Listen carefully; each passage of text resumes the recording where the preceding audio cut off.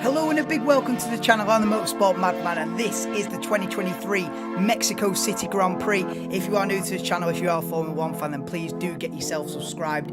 I'll be live for every single Grand Prix from the Formula 1 World Championship, and we are into the last 4 races of this season. Just a little advance. Every single live stream that I've been watching today has been lagging like crazy. Whether you've got 1 million subs or 2 subs, YouTube is on a wavy one today. So if the stream lags, apologies, there's nothing I can do. YouTube is just on a weird mode today. Whether I've been trying to watch watch-alongs of United v City and stuff.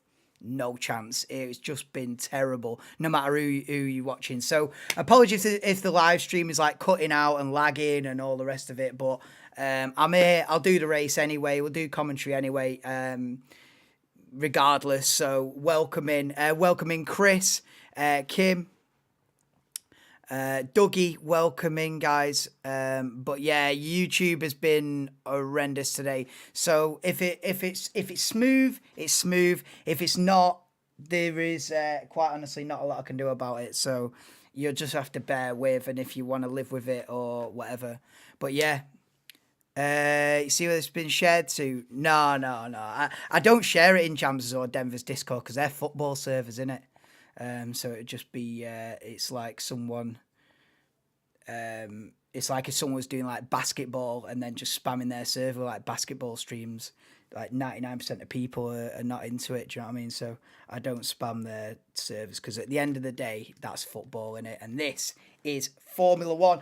But yeah, let's giddy with a Ferrari front row in Mexico as well. I said it yesterday in the qualifying stream. One of the biggest surprises, if not the biggest surprise of the season, Ferrari coming out with the front row in Q3. They found 3/4 of a second on Red Bull, and it was mega. And they've got the front row with Daniel Ricciardo in the AlphaTauri P4, and he's going to have major slipstream effect down to turn 1 as well. Ricciardo could lead out of turn 1. That'd be mental, but it's possible. We're completely lagging against City. Oh my god, yeah. What was it? 3-0. I didn't even watch it, but I think they've had a shocker, haven't they? But I think it was Evans and Maguire at the back. Like, what are you doing? What are you expecting to win with that? But yeah.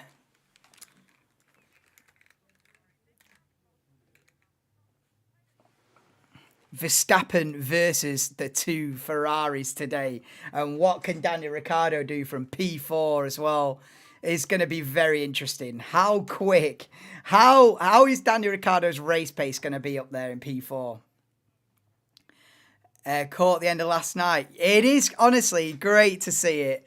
It was literally from, you know, a bolt from the blue. It was literally from nowhere. Because in the qualifying session before, they were 3/4 second off. I think they were like 6th or 7th, something like that. 6th and 7th. So I didn't expect the Ferrari pole. Never mind a Ferrari front row. I mean, fair play, man. But they have been knocking on the door, you know. In the US, it was really close. You know, there's like a 1/10 of a second between the top 4 in Austin last week. So it shouldn't be a massive surprise that someone other than Max has taken pole here, because it's been close for a few races. It's just that Max has always just about edged it, so that it looks like it's easy. In the headlines, you just see, oh, Verstappen again. You know what I mean? It's someone who just watches the highlights, oh, it's Verstappen again. But really, a lot of the time, the margin has been very slim, especially in qualifying. You know, he might have got pole position by 1/10 of a second or a few thousandths of a second. So this time he's lost out. But we've got he's got 71 laps this afternoon, or this evening if you're in UK time, European time. He's got 71 laps to beat the two Ferraris, so probably enough time, put it that way. Yes, Ryan Tune, welcome to the stream, dude. Ferrari cooking qualifying and keep it up in the race. Yeah, fuck it up in the race. I know, brutal. Daniel Ricciardo sat in the AlphaTauri garage. Where can he finish? Where is Daniel Ricciardo going to finish, mate? In fact, shall we do a poll? I never do a poll. How do you do a poll? And me, do you know what I mean? I should be able to do a poll.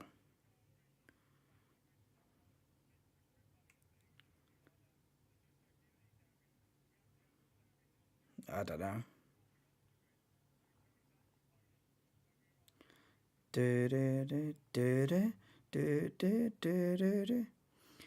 Yes, Kim, welcome in. Sorry, I missed your messages at the beginning of the stream, Chris. But yeah, the YouTube buffering thing, bear with me if that happens today. I think, you know, a lot, like I was saying, a lot of live streams have had heavy buffering today. So yeah, bear with me. So Chris, your prediction is Verstappen, Perez, Hamilton. No, bro. What? 3rd, 5th, and 6th to finish top 3. Perez needs 2nd in his home race. Yeah, at least a podium. Yeah, Perez under pressure here from P5 on the grid. Yeah, Perez has to get a podium, but I don't know. Verstappen, Perez, Hamilton. I don't see Hamilton getting on the podium, to be honest. One of the Ferraris has to get a podium. If there's no Ferrari on the podium, mate, that is tragic. If Ricciardo wins the race,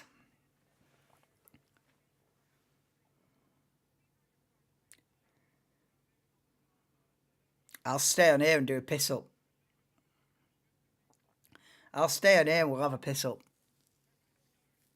We'll stay on all night. I'll stay live all night. Yeah, we'll just stay live all night and get steaming if Ricciardo wins the race. Well, you know what I mean? Well, I'll stay live all night and just have a party. Fuck it. If Ricciardo wins the race, we're having a party. I'm off tomorrow. I've done my 10-hour shift today. I'm off tomorrow. I'm big chilling. I'll have a party if Ricciardo wins the Mexican Grand Prix in an Alpha Tauri. Mate, it's party sessions. Get your party poppers out, mate. Get your party hats on. We're having it. Round what? Round 20. Do we dance around it? What are we dancing around? What are we dancing? Come on, Ricciardo, let's have it.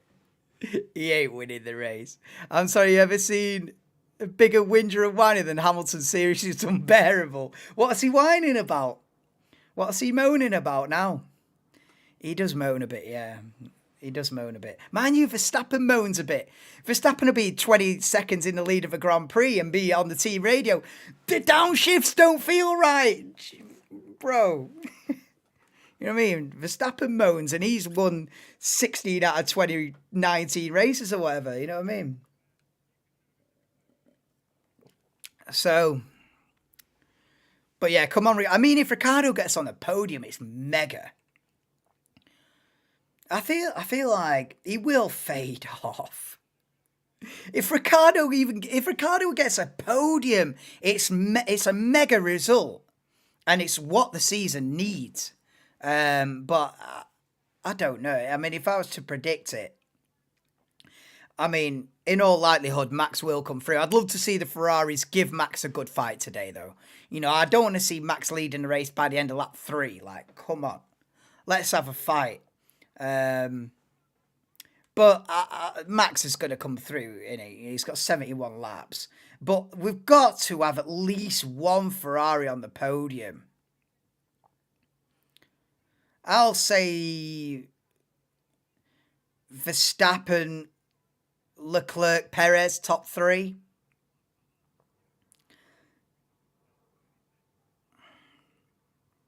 Sainz 4th. Hamilton 5th, Ricciardo then maybe battling with Piastri for like 7th, something like that. Russell. I feel like Ricciardo dropped back in here, be in the fight with Russell, Piastri for like 7th or 8th. If we're being realistic about it. But if Ricciardo wins the race, we're having it big time. Say Red Bull is the easiest weapon to drive. All we can say is that when you were dominating with Mercedes, lose the bloody irony of this guy. I know. Well, he complaining about the Red Bull domination. Yeah, he's not really one to complain about domination. But even in Hamilton's most dominant years, it wasn't quite to this extent, though.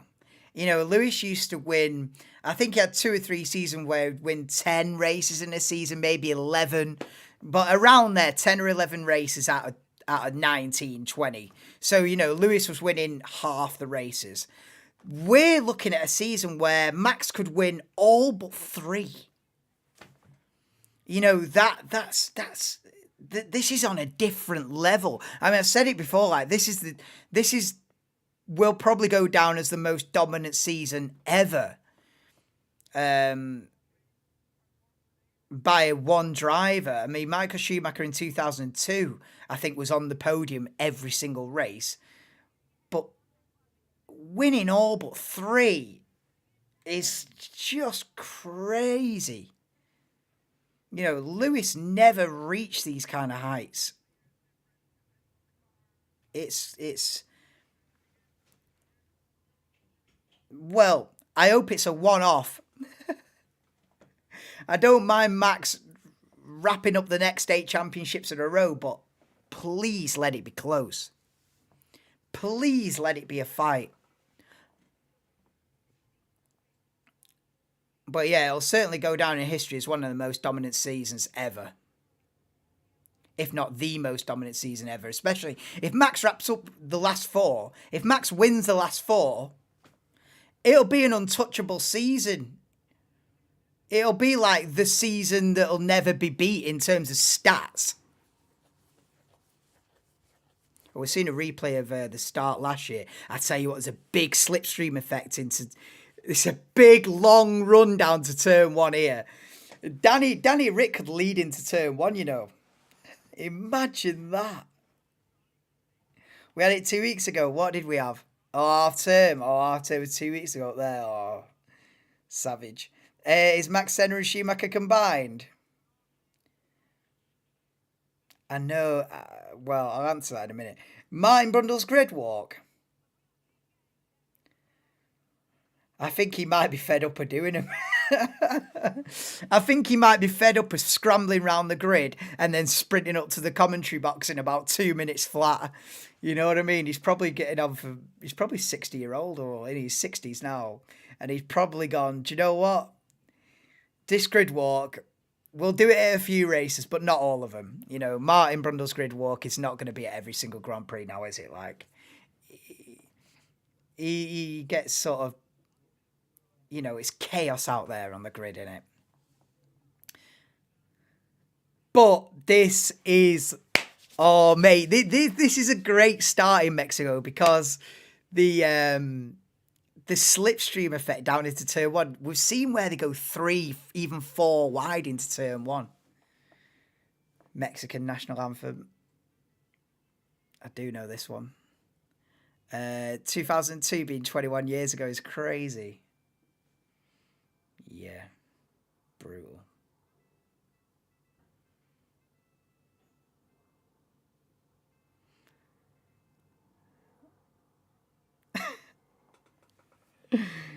Oh.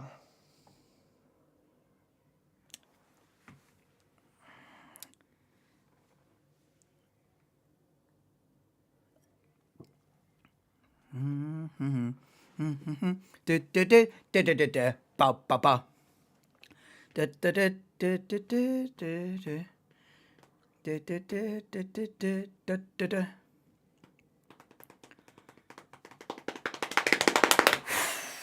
I'm ready for this one. I'm ready for Daniel Ricciardo leading out of turn one. Da da da da da. Can you imagine if Perez wins it? I don't think... Has Perez ever won this? I think he's finished second a couple of times. I don't think Perez has ever won this. It'd be pandemonium if Perez won, especially from 5th on the grid. I don't think he's ever won it. I think Perez has finished second and they celebrated it as if it was a win. You know what I mean? But I don't think he's ever won it. It would be crazy. But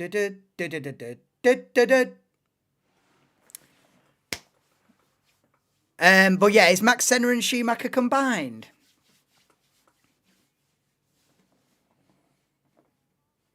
I think, do you know what? I think by the time Max Verstappen leaves this sport and goes to Le Mans and starts winning Le Mans when he's in his early 30s, because I think that's what'll happen. He'll probably wrap up the next 8 championships and then go into Le Mans. I think by the time we look at Max Verstappen's career, in another 10 years, he will go down as probably the greatest driver of all time. I'd say that that's pretty likely. Whether he wins more championships, you know, I think he'll win in more disciplines.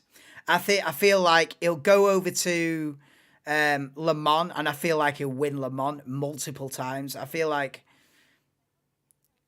you know, it's gonna be wild. It's gonna be wild because I don't think Max is just gonna stick to Formula One. I don't think Max is gonna be racing in F1 at 38 years old like Lewis is, 39 years old. No.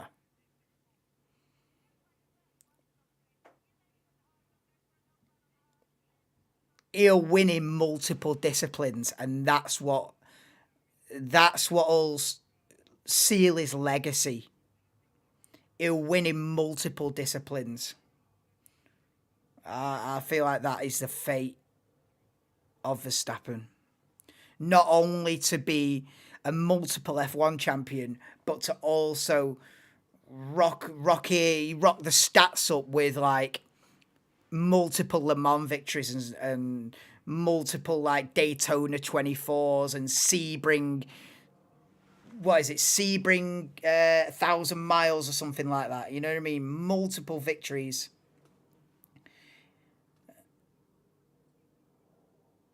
But yeah, 10 minutes to the race goes. If you are new to the stream, guys, please do drop me a like. I'm live for every single race. Subscribe if you're into Formula One.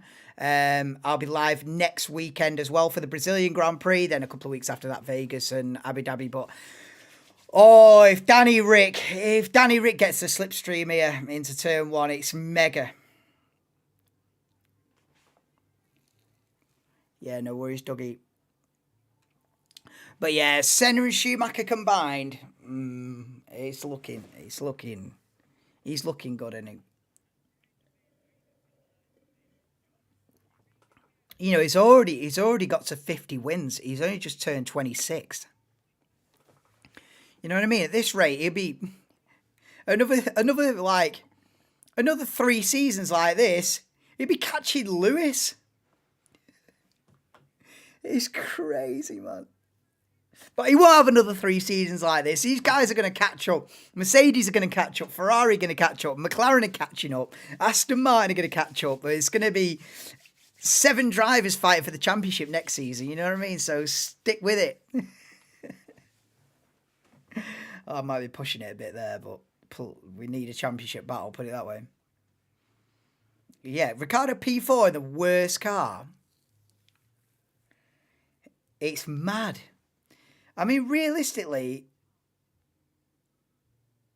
well, probably the Haas is worse, isn't it? You know what I mean?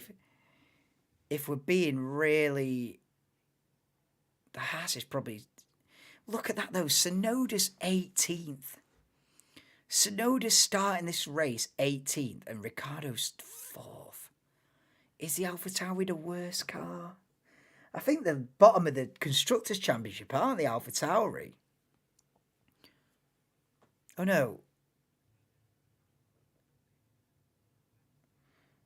No, how many points have Haas got? Haas must be bottom. They've not got a lot of points, though, AlphaTauri. I mean, to be honest, if Ricciardo can finish top 6, it's massive. It's massive. Podium is ridiculous, and winning it, you're in dreamland. But a podium would be crazy. Can you imagine if he's on the podium and Perez isn't? Mate, Red Bull got a serious... they've got a serious problem on their hands, really. If Ricciardo gets a podium here and Perez doesn't, Perez under serious pressure for the last 3 races, put it that way. Yeah, P4 in the worst car. Mate. If Ricciardo leads coming out of turn 3, mate, pop the champagne. I don't care how long it lasts either. I'll be cheering it like he's won the championship. If Ricciardo leads at turn 3, I don't care if his lead only lasts 2 laps. You live in the moment. We don't worry about the 71 lap race. You know what I mean? No, seriously though, Ferrari have to work as a team to keep Max behind, especially in the early stages. Ferrari have to seriously get defensive. I don't know what tyres everyone's on yet. That'll come up soon on the graphic. I guess when we're on the formation lap in about 5 minutes' time, we will get information about what tyres everyone's on, but we don't know yet. But it'd be interesting to see if the front 3 are all on the same tyres. I mean, is Ricciardo going to go aggressive and start like on a set of softs? I don't know, man. Be a bit foolish, but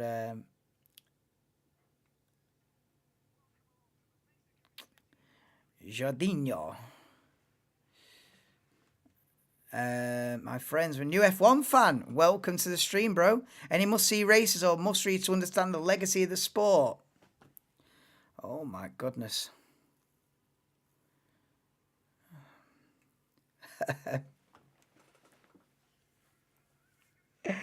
I don't know what to suggest to you. It's like there's so much.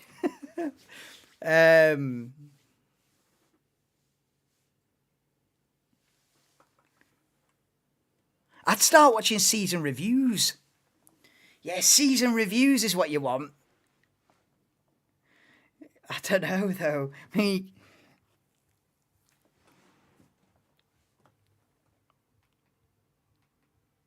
Drive to Survive has a lot of information for new fans. I mean, I'm not a biggest fan of Drive to Survive series on Netflix, but for new fans coming in, it's brilliant, you know.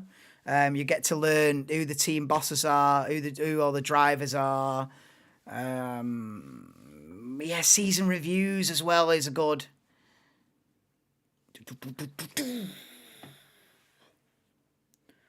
don't know, man. I mean, where did I start? I just I just soaked up information like a sponge. I just watched, when I first got into this in about 2005, I mean, I watched every race at the back end of 05. Then from 06, I was fully sucked in. I just watched everything, every single practice session, qualifying session, just soaking information in like a sponge. But yeah, welcome to the stream. Also trying to choose a team to support for live. See, some people are like that. I'm not particularly, me personally, I've never supported a team. I'm always about the drivers, but you'll find most fans are sort of with a team. So in the UK, there's a lot of McLaren fans, no matter who drives for them. You know, Williams fans, whatever, Ferrari fans. In Italy, it's Ferrari fans. But I'm more driver specific, so I will cheer on individual drivers, you know, regardless of who they drive for, you know. So I'm more about the drivers and the teams. But yeah. Support an underdog, that's the way. Easy to be a Verstappen fan. All right, we're starting in a minute. Yeah, welcome, Jordino. Exactly. Also trying to choose a team. Yeah, I think you should start watching some of the races from 2018 onwards. Yeah. Right, here we go then. This is the grid for the Mexico Grand Prix. So Strolls from the pit lane. Then it's Logan Sargent to start this race, P19. Sonoda from 18th on the grid. Lando Norris with a nightmare in qualifying, P17. Kevin Magnussen, P16. Esteban Ocon, P15 in the Alpine. Alexander Albon, only P14 after showing so much promise in practice. Fernando Alonso, 13th on the grid. Nico Hülkenberg, P12 in the Haas. Pierre Gasly, P11 in the Alpine. Zhou Guanyu, P9, alongside teammate Valtteri Bottas in P9. Then we get to the sharp end. George Russell, 8th. Oscar Piastri, P7. Hamilton, P6. Sergio Perez, the home driver, in P5. Daniel Ricciardo, performance of the day yesterday, in P4. Max Verstappen, reigning world champion, triple world champion, P3, behind a front row of Carlos Sainz in second and Charles Leclerc, who will lead them away from pole position. Here we go. I love the Mexican version of the F1 theme as well. That is so good. Imagine they did like an Italian version, a Spanish version, and a British version. I'd love that. The Mexican version of the F1 theme is so good. Right, we're having, oh mate, the slipstream effect into turn 1 is mad as well.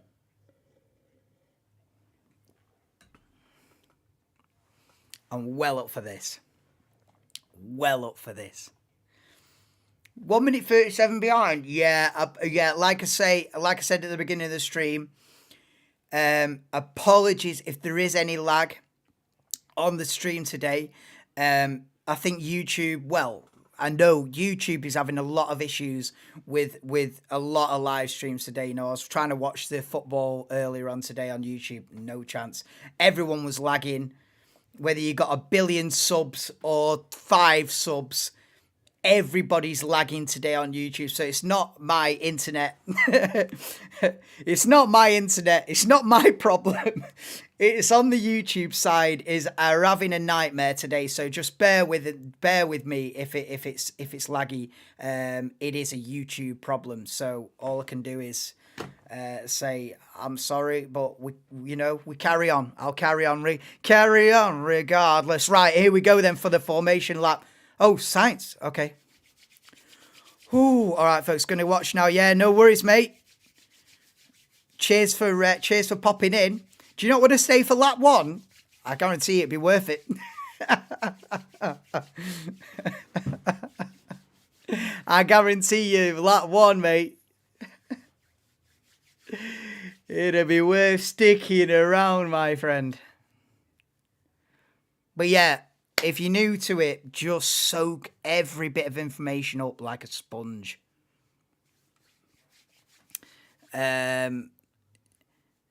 Yeah.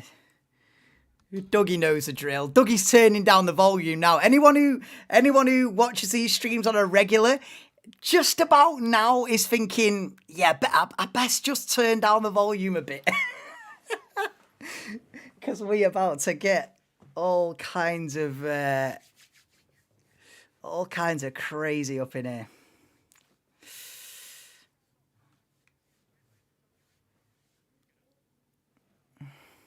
The Ferraris have got to defend. Like, if they let Max through, if it ends up coming out of turn 3 and Max is ahead of both Ferraris, mate, they have let this slip. They have. It's a massive L for Ferrari if they let Verstappen through straight away. But Sainz will fancy, Sainz will fancy the win here as well. He's not just going to sit behind his teammate. He's going to think, and then you've got Ricciardo P4. There's so many angles to this. Perez has to come through it from P5. He's under massive pressure at his home race. Lewis going to be quick in 6th. Then Piastri... Piastri's kind of in no man's land. I don't know what kind of pace Piastri's going to have from P7. He could be rapid. Because they messed it up for Lando Norris yesterday in quali. Norris should be up there in the top 6. You know what I mean? The McLaren might be rapid in the race. Oh, mate, look at that. Ricciardo's only got Sainz in front of him, bro. Oh, this could be savage. This could be crazy. Yes, Paul, welcome in. He's been watching long enough to remember Max Bratt every week crying about 4th and 5th. Oh, mate, I've been watching long enough to see Hamilton go 3 wide at Maggots and Beckett's before he even got to F1. But yeah, I've seen every race in Max's career so far, and mate, I said before, he can be leading a Grand Prix by 20 seconds. He'll still come on the team radio and have a moan. Oh, but that's what champions do, innit? Champions are never happy. Right, here we go then. Green flag at the back. 3, 2, 1. Here we go then, the Mexico City Grand Prix is underway. Both Ferraris are going away, but look at Verstappen going through the middle of the Ferrari straight away. Ricciardo's trying to get it, but Verstappen through the middle. He's already side by side, and Perez has come through. We've got Ferrari in the middle of a Red Bull sandwich, and Perez has been hit. Perez is out of the race. Oh, the home fans will be fuming. Oh my God, Perez has been eliminated. Oh no, and Verstappen leads. Oh, the Mexican fans will be fuming, but Perez turned into one of the Ferraris. I feel like it's Perez's own fault as Hamilton and Ricciardo are side by side at turn 7. Oh my God, but Verstappen leads him away from Leclerc, Sainz, Ricciardo, Hamilton, Russell. I know, but the thing is, they're going 3 wide into turn 1 and Perez just turns in. Oh my God, I can't believe this. The Mexican fans will be fuming. Verstappen's won 17 out of the last 19, Jordi. He's won virtually every single race of the season. And Piastri is side by side with George Russell and keeps a position. So Piastri P6 then. It's Verstappen who leads Leclerc, Sainz, Ricciardo, Hamilton, Piastri, Russell, Hülkenberg up to 8, Pierre Gasly, P9, and Zhou rounds out the top 10, and Verstappen leads them away. He was straight down the middle immediately. No messing about. The triple world champion has got a rocket start, and Perez is gonna pit at the end of lap 1. Oh, the Mexican fans will be oh my God, are they going to retire the car? What tyres are they putting on? It's a long pit stop. They're checking the rear suspension for damage. Is he out? Oh my God, Perez is out of the race. I cannot believe this.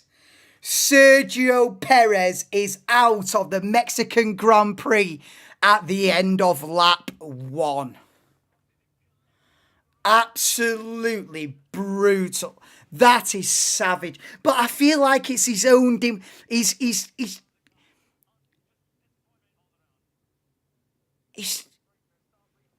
it's his own demise. He's made his own demise. So they're going through. Perez gets a great start with the slipstream. And so the 3 wide and Perez just turns in. Perez shouldn't pinch in there. There's no room. There's nowhere for Leclerc to go. It's Perez is I mean, it's a great start from P5 to be going for the lead in turn 1. But he has to. You can't turn in there. What are you doing? You can't just turn in. You can't just turn in there, Sergio. No, you can't just turn in. Leclerc's sandwiched in the middle. Verstappen's on the apex on the inside. And Perez just turns in and scripts his own demise there. Wow. Welcome to the stream, JJ, Barry, Simon. Wow.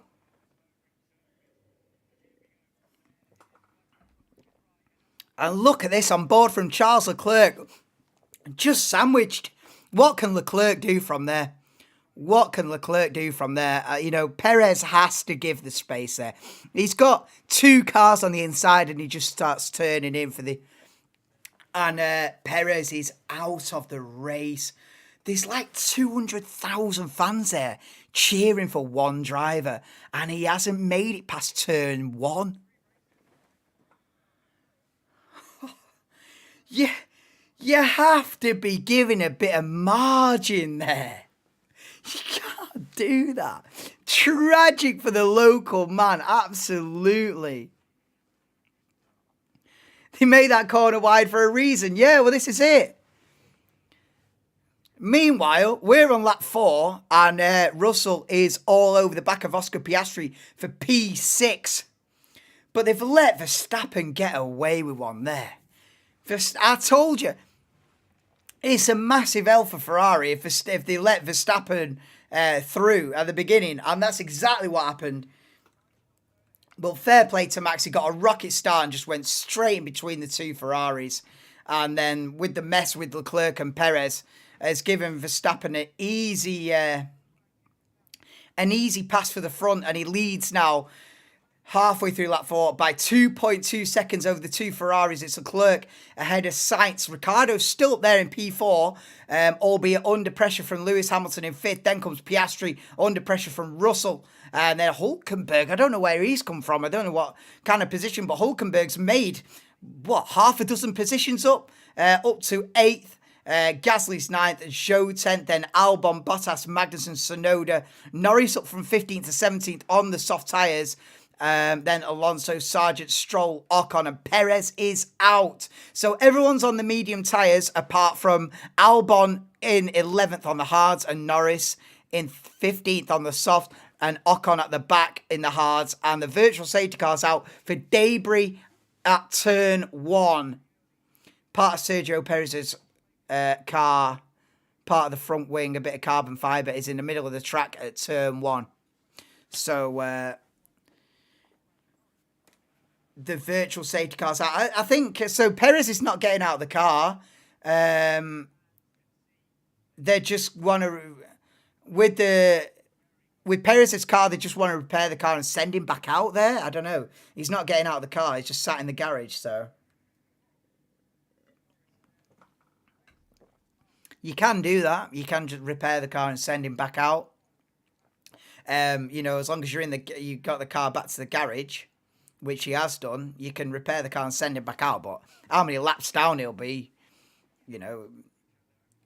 But that's crazy. Well, that's crazy. Because 99.9% of the fans there are cheering for one man.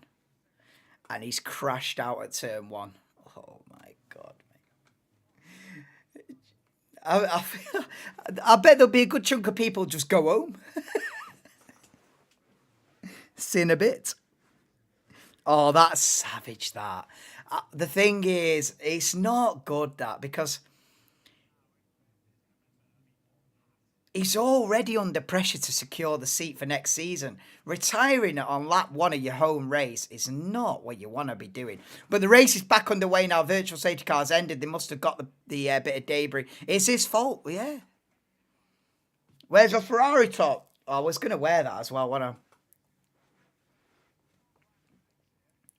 I should have put that on. I forgot.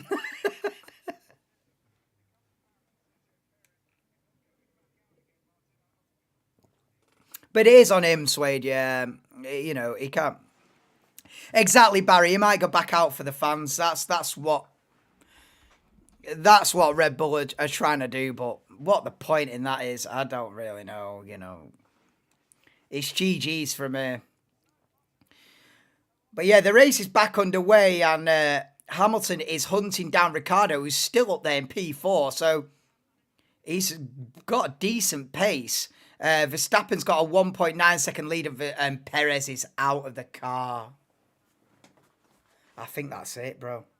I think that's it. Sergio Perez is out. He's out. Think of all the build-up. Think of all the media duties and all the interviews and all the fan signing sessions and everybody queuing up and all the build up to this race, and he's not even made it past the first corner. It's absolutely savage. But yeah, Lewis has got DRS and slipstream on Daniel Ricciardo now heading into turn one. And Ricciardo just about holds on to it for now, but it's going to be interesting down into turn four if Hamilton, I think it's a DRS zone down into turn four as well.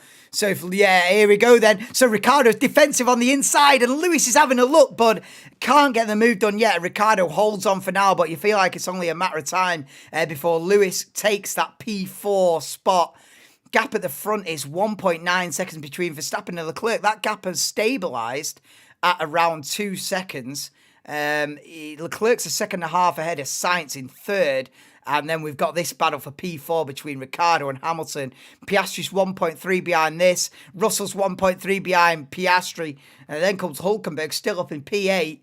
Then Gasly, Zhou, Albon just outside the points on the hard tyre. So Albon might come into the race later on. He'll have quicker tyres at the end of the race. Then we've got Bottas, Magnussen, Tsunoda, Norris, Sargent. And the two Aston Martins are 17th and 18th.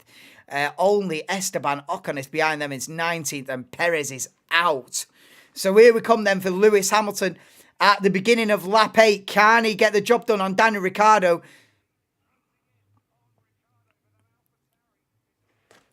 Oh, and Lewis is going for it then. Oh, but he backs out of it. I thought Lewis was going for the move there down into turn one, but backs out of it, and Daniel Ricciardo still in fourth position. And now we're going to get another DRS zone down to turn 4, but Hamilton's not going to be near enough this time. We've got a yellow flag briefly in sector 1.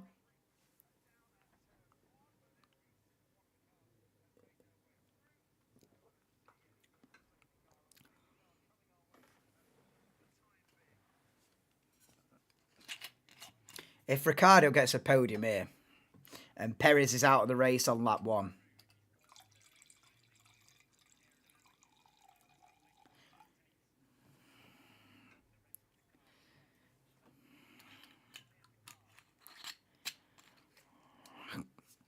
could Ricciardo end up in that Red Bull next season? I don't think it's out of the realms of possibility, is it? I don't think it's out of the realms of possibility right now.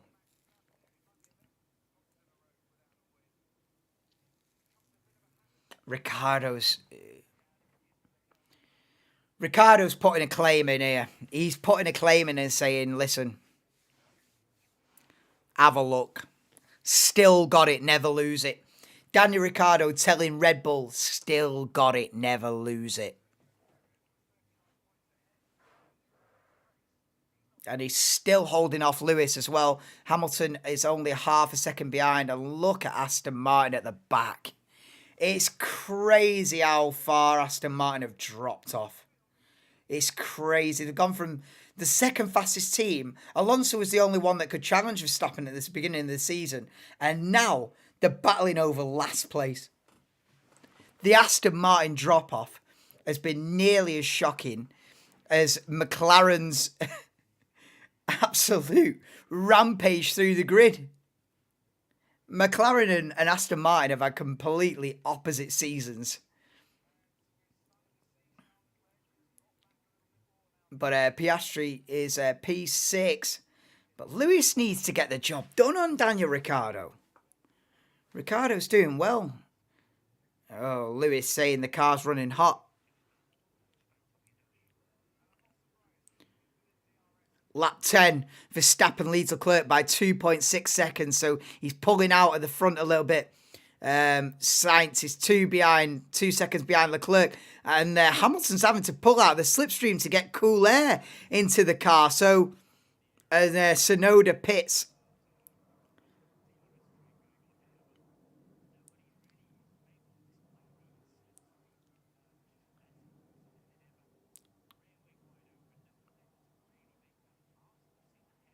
As we see Gasly show, well, Hulkenberg's got this train behind me. It's the Hulkenberg train from 8th down to Magnussen in 13th and nose to tail.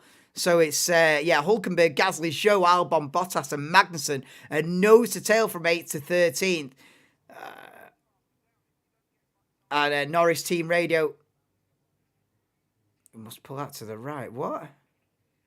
Oh, Lando Norris has been told to cool the car. He has to pull out of the slipstream to get cool air onto the car. Wow. Cooling issues for most of the grid, it feels like. 37-year-old Olivier Giroud has already scored in 2 minutes 31 for AC Milan v Napoli. Is he 37, Giroud? Good player, Giroud.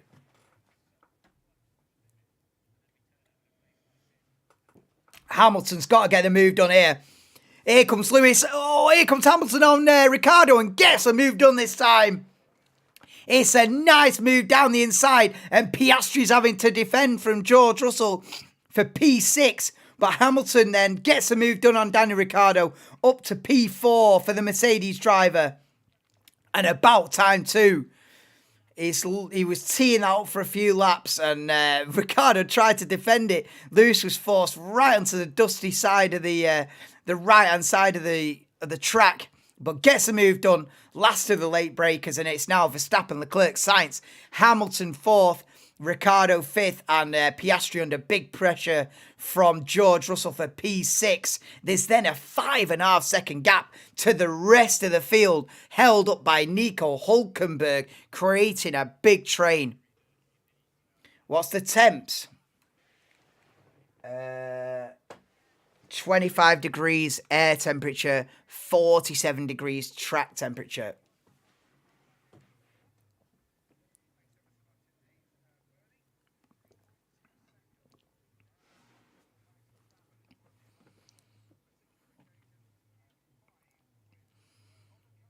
Oh, Russell's right up behind Piastri. Is he going to get the move done?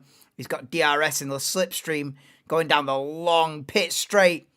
And he's right up behind Piastri's McLaren. Is he going for the move? Has half a look on the back of Piastri's McLaren. But he'll have to wait. He's going to get DRS up to turn 4 as well, but I don't know if he's going to be close enough there. We're looking at a bad camera angle here. We don't need to see George Russell's head. We need to see ahead of him, not a helmet cam. Fastest lap for Yuki Tsunoda in P19. as we see a replay of the Aston Martins fighting over 15th. Oh my goodness. Wow, Stroll passes Alonso for 15th. Ooh, mate. It's the biggest drop-off of performance I've ever seen. How can you be fighting for wins in the first half dozen races of a season and then battling for last by the time you get to the end of the season? That's criminal. It is criminal development from Aston Martin.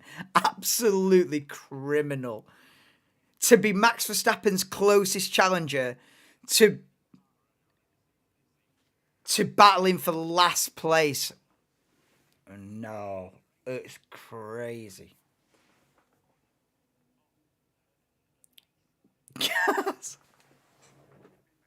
As if you just typed out cars in capitals and said it. No. Cars! Oh my god!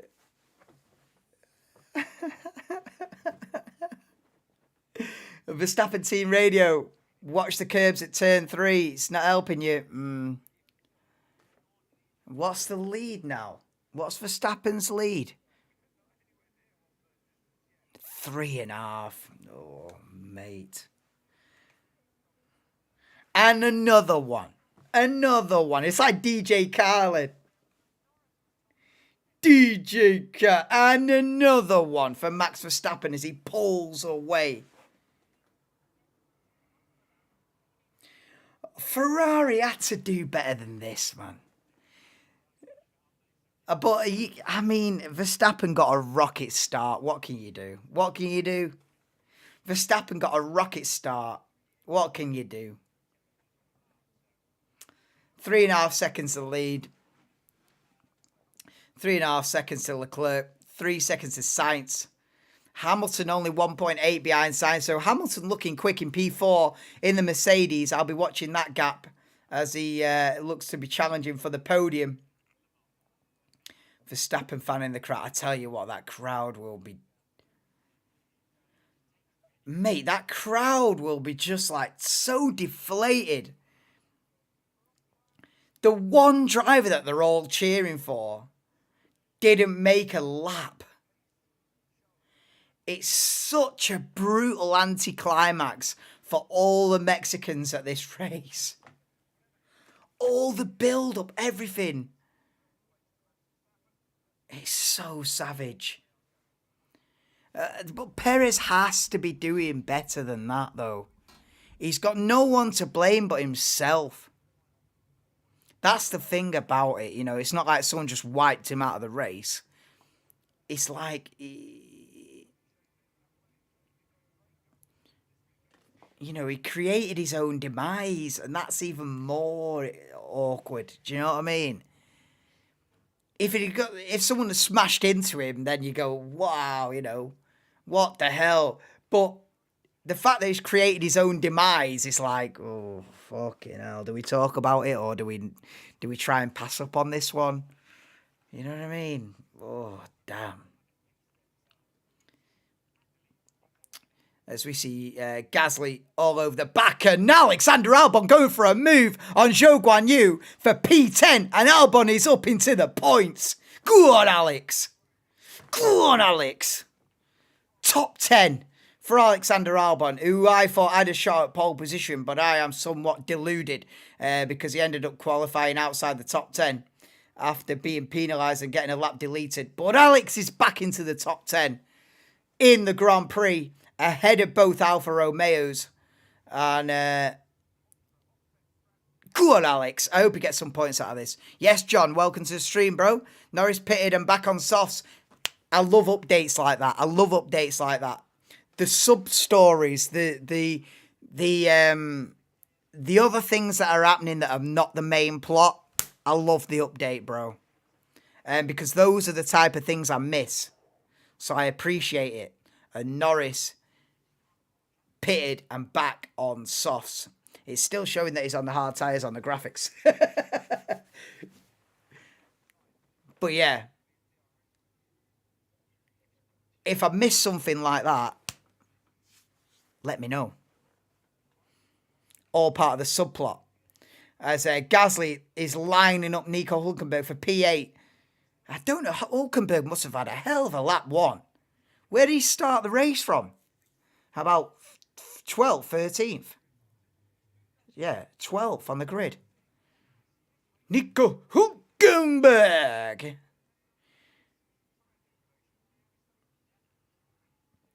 I'll tell you something for a fact. Hülkenberg slapped Magnussen this season. And I didn't have that down as a prediction. I thought Kevin Magnussen would match Hülkenberg. But Hülkenberg's turned up at Haas. And fair play. I was a big, well, still am. Let's go Mick. But I'm a big Mick Schumacher fan. But I've got to admit, Haas made the right decision. You know, Hülkenberg's been solid and he's slapped Magnussen big time. And look at this, he's currently holding on to P8 in Mexico, in the probably what is the worst car on the grid, as Hamilton is now on the back of Sainz for 3rd. Let's have a look. Lewis Hamilton looking quick. Lap 17 of 71 in Mexico City. If you're just joining the stream or you weren't here at the beginning, homeboy Sergio Perez crashed out on lap 1, turn 1. Lap 1, they were 3 wide. Verstappen on the inside, Leclerc in the middle, Perez on the outside, and he just turned in. A little bit like Lewis Hamilton turned in on George Russell 3 weeks ago in Qatar. It's going to end badly if you've got 2 cars on the inside and you turn in. That ain't going to end well. You better make sure, if you've got 2 cars, if I'm driving, if I'm racing and I'm at turn 1 and I've got 2 cars on me inside and there's a right-hand corner coming up and I've got 2 cars on me right, there ain't no way I'm aiming for that apex. I am giving that a wide berth. You know what I mean? I'm giving that a serious... In fact, I'm first on the brakes. Now, bollocks to it. I've got 2 cars down the inside. I'm first on the brakes, and I let them make a dickhead of themselves, outbrake themselves, get into a tangle, and get the switch back. I ain't turning into the apex. Sergio Perez has dropped a massive bollock there, turning into the apex with 2 cars on his inside. I don't know what he's thinking. Is it adrenaline? Is it pressure? Is it... I have no idea.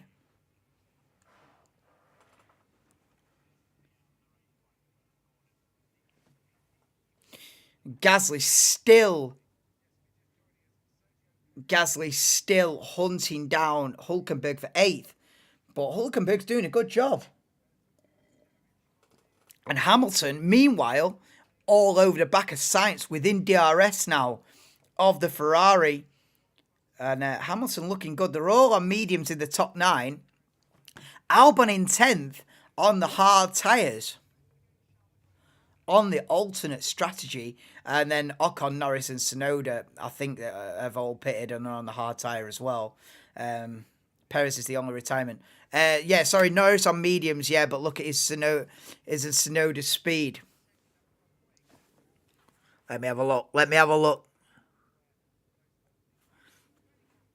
To be honest, to be perfectly honest with you, I wasn't looking at the sector times of the drivers in 18th and 19th place. I'm going to be brutally honest. But if they're quick, I'm all for it.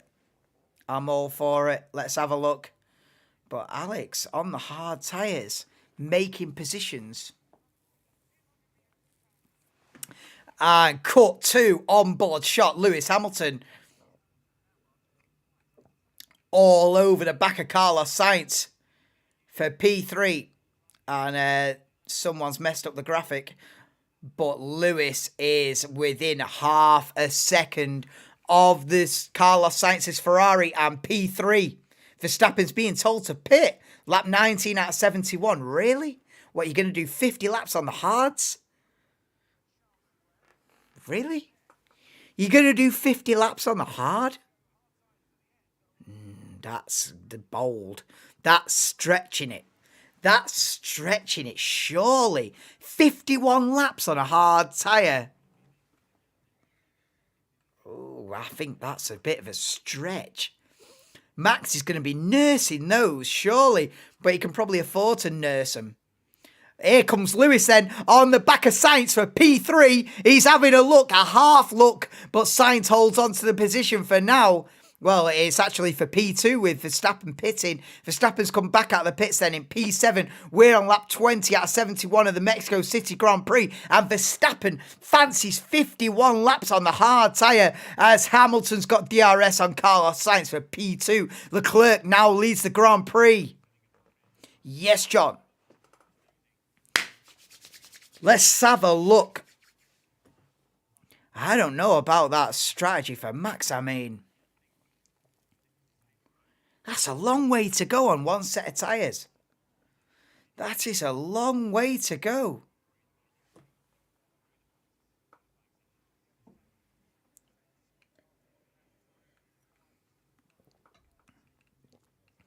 Now it's when did the top 3 react to this, or top 4? Yeah, I feel like Max has gotta chill out on these tyres. It's strange seeing Max that far back. Yeah, Verstappen P7. Eh? Yeah, well. Right, so Leclerc, Sainz and Hamilton have all stayed out. So nobody's reacting to the Verstappen early pit stop then. Interesting. Very interesting. So Verstappen... Verstappen certainly going long for a long second stint. I wonder how long these guys will stay out.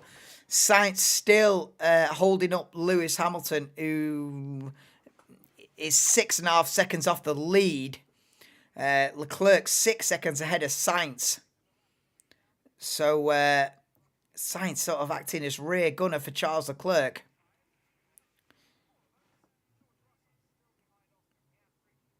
So who's pitted then?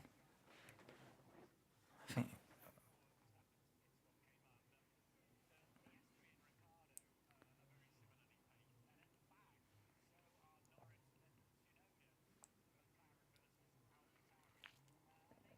Mercedes getting ready for a pit stop then. Is it going to be Hamilton or Russell?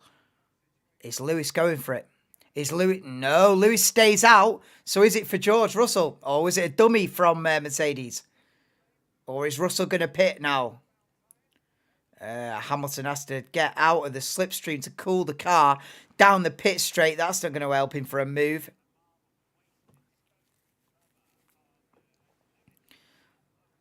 And here comes Verstappen then on the back of George Russell. And it's an easy move down into turn 1. He has to look after those tyres though. 50 laps on a set of hard tyres is going to be a long day in the office for Verstappen. But he's already up to P7. It's P6, sorry. He's just taken P6 off George Russell as Zhou Guanyu pits from what was, I think, P11. So Zhou pits. Sonoda's still got the fastest lap in P18. Good, Yuki. We still think the one stop is best for us. Okay.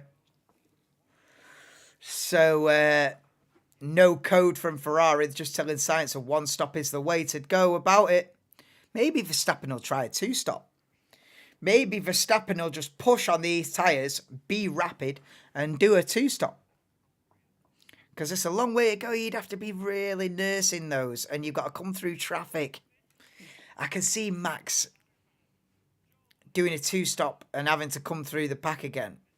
And still winning.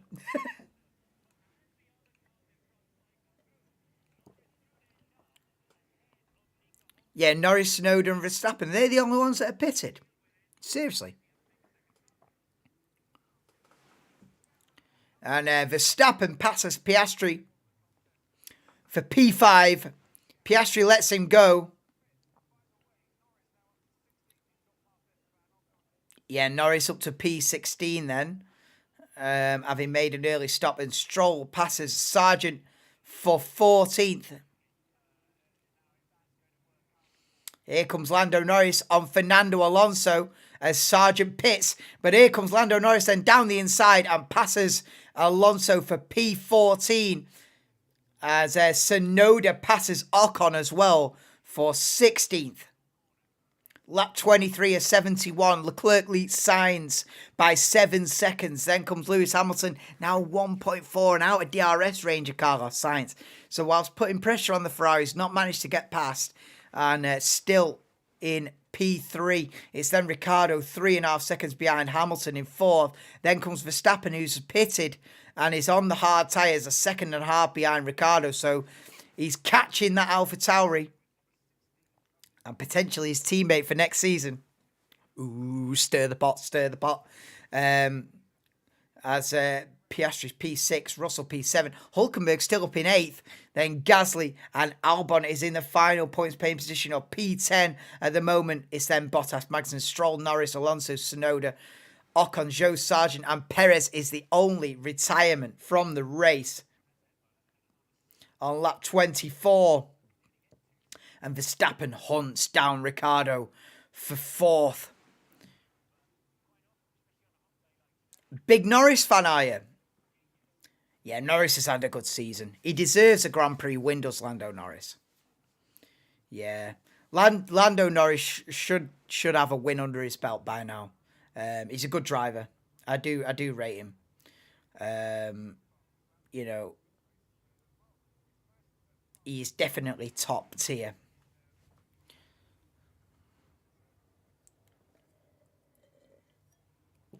But my favourite, if you can't tell, my favourite is Alex. I do like. I mean, I've sat here with Mercedes merch on, but listen, I've got merch from half the grid. I'm partial to nobody. But Alexander Albon's my guy. But respect to Norris, he is very good. As Hamilton pits then from P3. Trying the undercut on the Ferraris then. And it's a nice pit stop. 2.5 second pit stop from Lewis Hamilton. Verstappen up to 3rd then.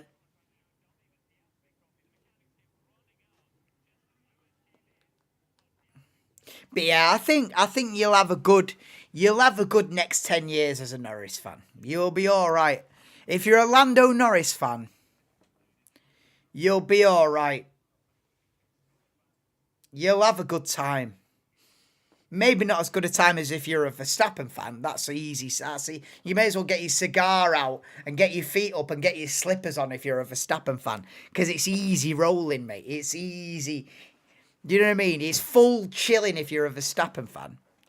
Do you know what I mean?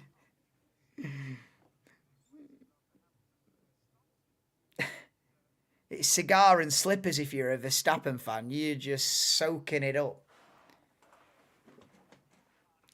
Being a Mick Schumacher fan, not very easy. I'm supporting someone who's not even on the grid anymore. That is peak. So I've had to transfer onto Albon. I don't think Mick's ever going to be in F1 again. That's the brutal. That's the sword to the heart about it. Mick's not going to get back in this sport. He's done. It's over. It's over. He had 2 seasons. It's over. That's the brutal nature of it, though. If you're not good enough, you know what I mean? You get chopped. It's savage, isn't it, Kim? It's like support. It's like your favourite player being the one that sat on the bench every week. And he never gets a game, and you're thinking, please get a game. Please start him. But he never gets a game. He's just sat on the bench. Savage. And he's going to remain on the bench. That's the brutal thing as well. He ain't never getting back in the big time. You know, he's He didn't take his chance, did he? You know, he had a couple of good races, did Mick, but he didn't show it. He didn't show the magic that you've got to show to be in F1 long term. You've got to show a little bit of magic. You know what I mean? I've always said that. You can't just be a good driver. You've got to have a little bit of gold dust about you.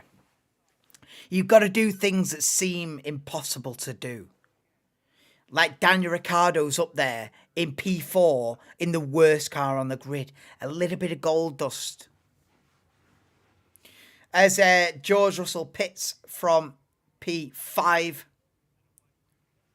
Can't help being a United fan. Yeah, savage being a United fan. It was good back in the day, like. These days, leave it out. Would love to see Mick Schumacher and Williams. Me too, but it's not going to happen, is it? You know, Mick should be in with a shout at that second Williams seat next season, really. But I feel like it's Sargent's seat no matter what, which is a little bit of a disappointment. I feel like Sargent's got that seat on lockdown. So what can you do? It is what it is. As Piastri takes Bottas for P8. Who's Damon Hill? Damien Hill. Oh, Damien Hill. Revamp. Yeah, Damon.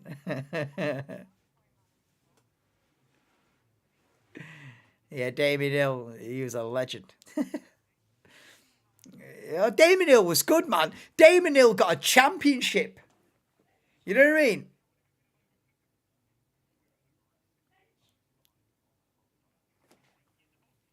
No, it's Damon. It's Damon. There's no I. It's Damon. Damon Hill. In fact, he's the only human to ever be called Damon, isn't he? I've never thought of that before, but there you go. Right, anyway, this is a sign that the race isn't very good. I'm talking about Damon Hill, the only man ever to be called Damon in history. As let's get back into the race. Piastri has passed Albon for 7th. You see, you've got drivers out of sync, though. That's the thing. Sainz still leads, so the Ferraris haven't stopped yet. Let's get back in the groove. Let's get back in the commentary. Leclerc and Sainz are still out there. I can see Verstappen turning this into a 2 pit stop race, you know. I can see Verstappen doing a 2-stopper here. Because the Ferraris haven't stopped yet. Nigel Mansell. Oh, that's what you thought, but your phone. Oh, yeah. Yeah. Autocorrect ain't going to know about Damon Hill. Do you know what I mean? And Mansell was good, you know. My dad was a big Nigel Mansell fan. He was world champion the year I was born. As Verstappen easily, candy from the baby, takes P2 into turn 1 on lap 29 of 71. Verstappen takes second off Sainz. He was good. He was good.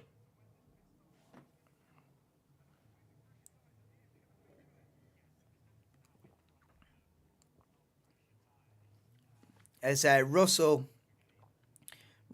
passes Albon for 7th. So Albon has yet to stop. Half of these drivers in the top 10 haven't stopped yet. So imagine letting Lewis undercut you. Yeah.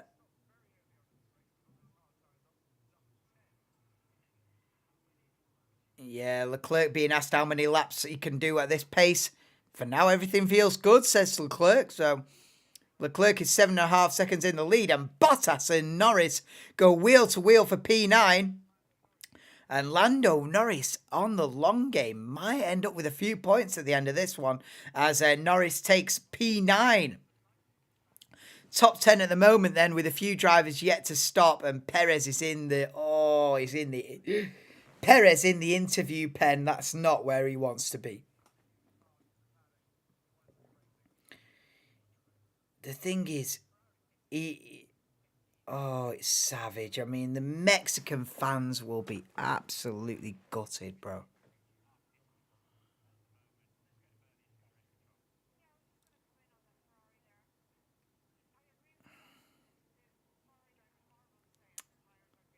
So savage.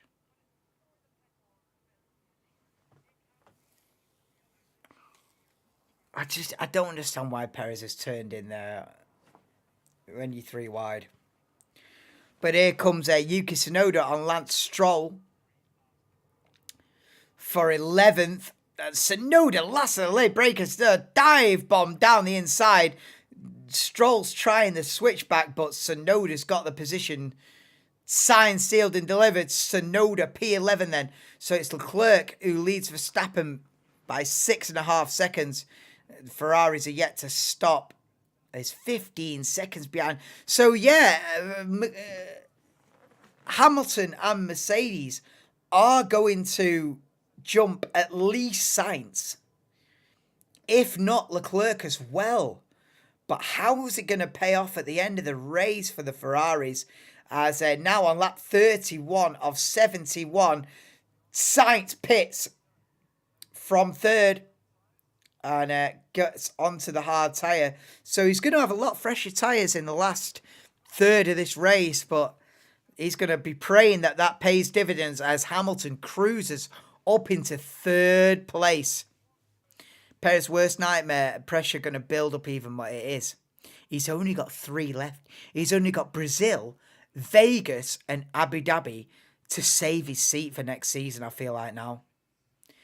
Sergio Perez has to put in 3 solid races, because if it's a shambles like it has been here and like it has been for the majority of the season, let's not mince our words here, Sergio Perez has had a way below par season, and if that continues and Daniel Ricciardo's top 5 in an AlphaTauri that's only scored a couple of points all season, they might do the old switcheroo. And I'll tell you what, Red Bull are no stranger to the old switcheroo.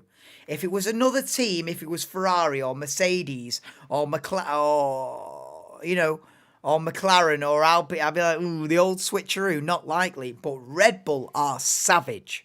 Red Bull can just chuck you out mid-season and not give a damn. You know what I mean? If Perez isn't performing, in a bit, mate. There's no loyalty.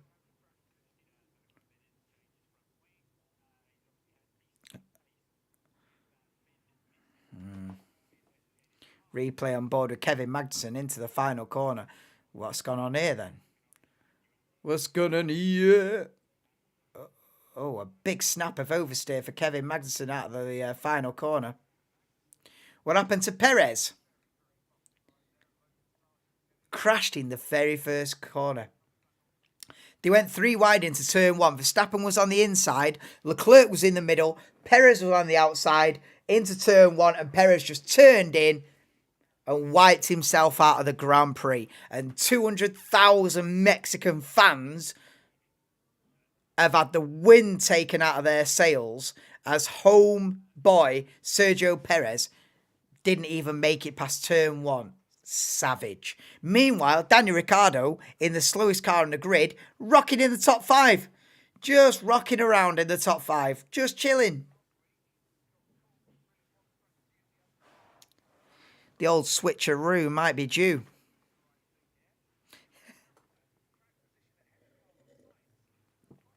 Yeah, you if you're 3, I said it before. I mean, I'm going round in circles. But if I'm 3 wide, if I'm in that position, oh my God, there's been a massive crash. There's been a massive crash. Kevin Magnussen's out of the race and he's absolutely destroyed the Haas. Oh my goodness me. He's all right. He's already out of the car. But that car is absolutely ruined. The safety car has been deployed in Mexico on lap 39 of 71. No, sorry, lap 33. Why is it saying 39 on there? Lap 33 of 71. And Magnussen has had a big crash in his Haas. And wow. Kevin Magnussen out of the Mexico City Grand Prix with a huge impact at turn 8. Wow. Wow, they might even red flag that. Yeah, Martin Brundle saying in comms that they might even red flag that. I wouldn't be surprised. We're on lap 30 with 34 of 71, and Verstappen pits again for another set of hard tyres. He's taking the opportunity whilst the safety car gets deployed. So Verstappen has done a second pit stop onto another set of hard tyres, and oh, there's a fire. Oh, Magnus's car's on fire now. They need to get the fire extinguishers out. Where are the stewards? Where are the stewards? Where are the stewards? Yeah, you got to get the fire extinguishers out on that. They're going to red flag this. They're going to red flag this. Here we go for a replay on board. What happened to Kevin Magnussen then? Into turn 7, turn 8. Oh, what's happened there? I think something broke. I think his rear suspension snapped. Whoa.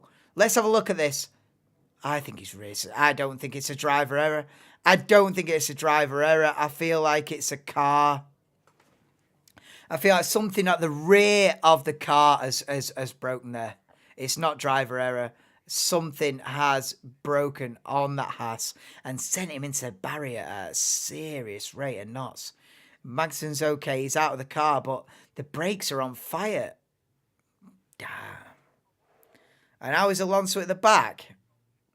Alonso started at the back. He's still at the back. Aston Martin have dropped off hard. I don't know what to say. Aston Martin just not got the pace the last few races. But yeah, K-Mag's all right. Oh yeah, welcome in, Farhan. Sorry, I missed your message. Yeah, welcome to the stream, Farhan. Hope you're having a good night. But yeah, Kevin Magnussen is out of the Mexico City Grand Prix in dramatic fashion as his rear suspension fails going into turn 8 and sends him into the barrier at north of 150 miles an hour. And the car was briefly on fire. The marshals of Stewart. Why was I saying Stewart? I meant marshals. The marshals have put a tank full of... fire extinguisher onto it, but it is a red flag scenario at the Mexico City Grand Prix on lap 34 of 71. It is red flagged, so they'll all go back into the pits and we'll be able to change. Everyone will be able to change the tyres and work on the cars before the race will resume. Please do drop a like on the stream, guys, if you haven't already. If you are enjoying it, I'm live for every single race. I'll be back next weekend as well for the Brazilian Grand Prix. Then a couple of weeks, we have a 6 a.m. start for Vegas if you're in Europe. It's going to be peak. But tune in. 6 o'clock in the morning for Vegas in a few weeks. And then Abu Dhabi as well. But Perez has to have a strong last few races to keep his seat, I feel like. But yeah. Red flag in Mexico, which is basically, if you don't know what that means, it's basically a pause. It's basically hitting the pause button. So everyone's going to go back into the pits. They're going to stop the lap count. The race is suspended until they can clear up the debris, clear up the car, make sure everything's safe, repair the barriers, and then we can get racing again in a few minutes, depending how bad the damage is and whatever. Yeah, Norris pit. Yeah, as well as everybody else. Yeah, everyone's in the pit lane now. So red flag. And we're at mid-race distance. Yeah, Leclerc was lead.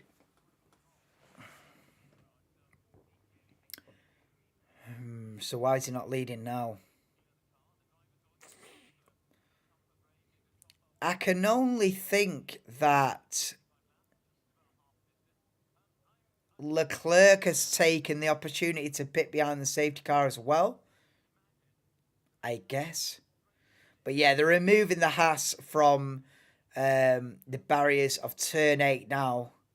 but it's going to be a few minutes. I reckon at least 10 minutes of a red flag whilst they clear up all the debris.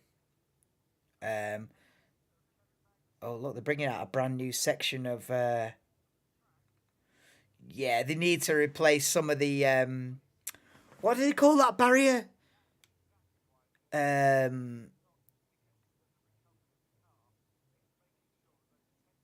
Tech Pro barriers. Thank you, David Croft. Yeah, they need to replace some of the section of the Tech Pro barriers.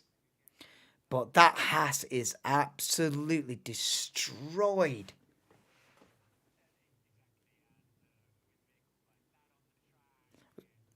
But yeah, Anthony, I don't know why it's panned out that Verstappen's leading. Unless...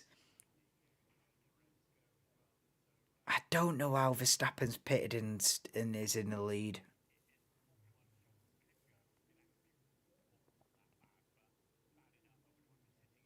Norris has pitted twice. Ocon's yet to pit. Ocon did 35 laps. So the order of the race then, under red flag situation now. So everyone's in the pits whilst they repair this Tech Pro barrier, get rid of Magnussen's car and clear up all the debris then. So the order is Verstappen, Leclerc, Hamilton, Sainz, Ricciardo, Piastri, Russell, Tsunoda, Hulkenberg, Norris is the top 10. I don't know how Verstappen's pitted a second time and kept the lead. It must just be the fact that they were under VSC and it was like a free pit stop. But that's kind of mad. Leclerc can change the front wing. Good point. He can, under red flag conditions, he can change the tyres and repair any damage to the car. So, yeah, Leclerc can change the nose. Although I'm not a big fan of that. I feel like under red flag, whatever tyres you're on, stay on. You know, I'd be a fan of keeping it status quo, but that's not the way the rules are. The way the rules are is, and you can see the damage on the side pod. The side pod is scuffed of Charles Leclerc on the left-hand side from where Sergio Perez hit him in turn 1.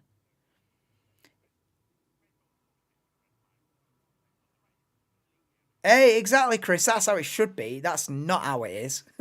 But that's how it should be. It should be red flag. Pause the event, like Martin Brundle say, neutralise the event, but actually neutralise it. You can't change the tyres. You can't repair any damage.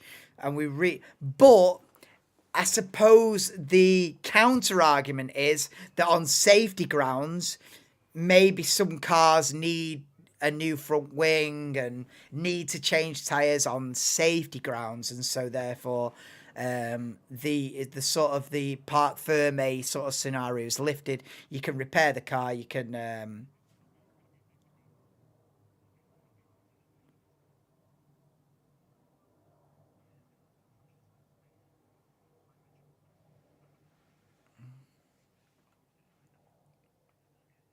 so they're all going to be under red flag. Yeah, Sargent can drive to the end of the pit lane and be first when it restarts.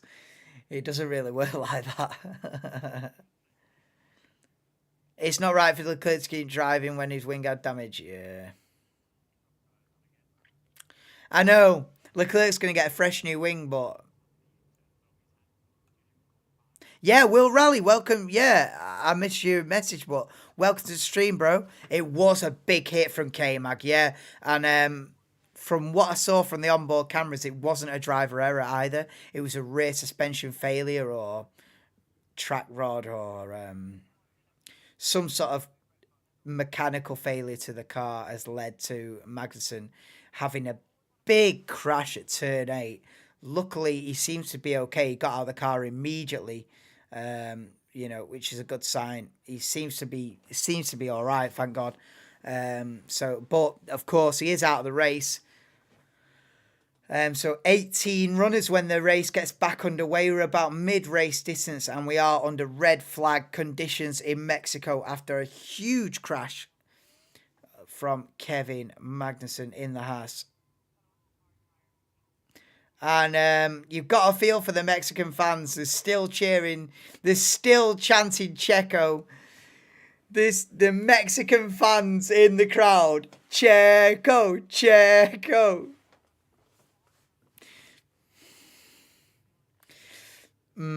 It's got to be a little bit half-hearted, that one. It's a little bit awkward, isn't it? Switch to the darts final for now. Yeah. That Haas, the brakes on that Haas are still smoking. The brakes on the left rear of that Haas is still smoking now. Yeah, so if you just joined the stream, we are under red flag conditions. The race has been temporarily halted whilst they clear up debris and repair the barriers at turn 8 after a huge incident involving Kevin Magnussen after what looks like a rear suspension failure north of 150 miles an hour has sent him into the barriers. He looks to be all right, but the car is certainly not. Absolutely destroyed. There's debris all over the place, so the race has been rightly halted for the time being. The order when the race resumes will be Verstappen, Leclerc, Hamilton, top 3, with then it's Sainz, Ricciardo, Piastri, Russell, Tsunoda, Hülkenberg, Norris, top 10. It's then Gasly, Albon, Zhou, Ocon, Sargent, Bottas, Stroll, and Alonso is 18th and last when the race resumes. Man United fan? No, never. No.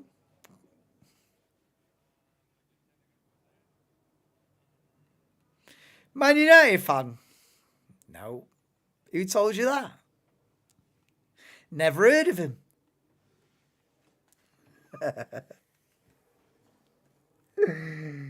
I didn't watch the match because I was at work, and in a way I'm glad. I'm glad I missed it. What do you call it when you're like oblivious to it and you just don't care because you're like like you know what I mean? When you're just happy because you don't know the bad news. That's how I am. You know what I mean?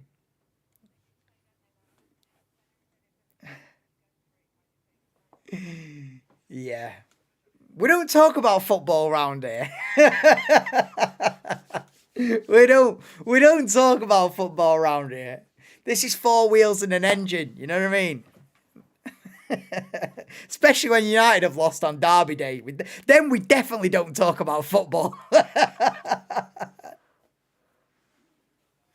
You know what I mean? Manu, exactly. I'm an Arsenal fan. Yeah. Yeah. So you're happy? Yeah. I know. Kim said that as well. It's over there. Should do a halftime outfit change. I could do. No, I mean, yeah, I forgot about that. I was rushing. To be fair, I just got in from work.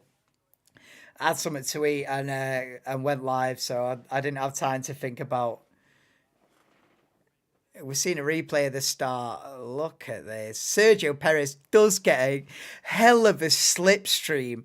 And then they go 3 wide. Leclerc's in the middle. Why is Perez turning in there? That's ridiculous. Oh, no.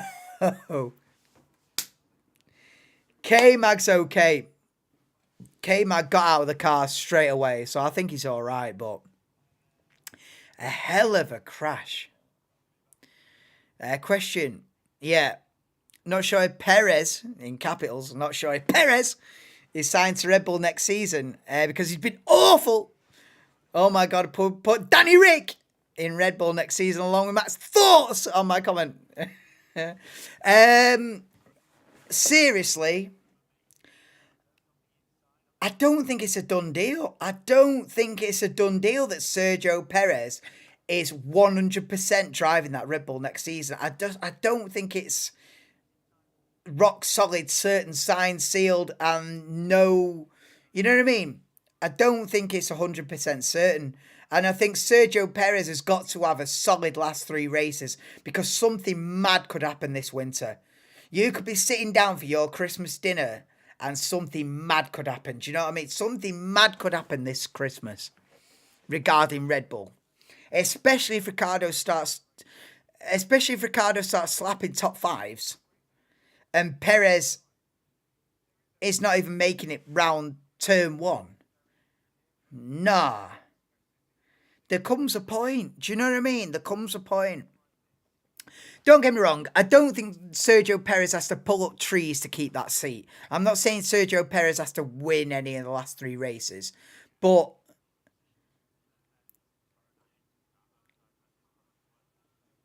if Sergio Perez has an embarrassing last 3 races and Daniel Ricciardo is getting in the points in the AlphaTauri, I wouldn't rule out. The thing is about this, yeah. I don't think Red Bull got the nerve, and I don't think Sergio Perez would accept being put in an AlphaTauri. I think Sergio Perez might just throw in the towel and say, I've earned the millions. I've had a decade in Formula One. More, he's had about 12 years in Formula One. I've earned the millions. I've got a family at home. I'm 33 or whatever he is.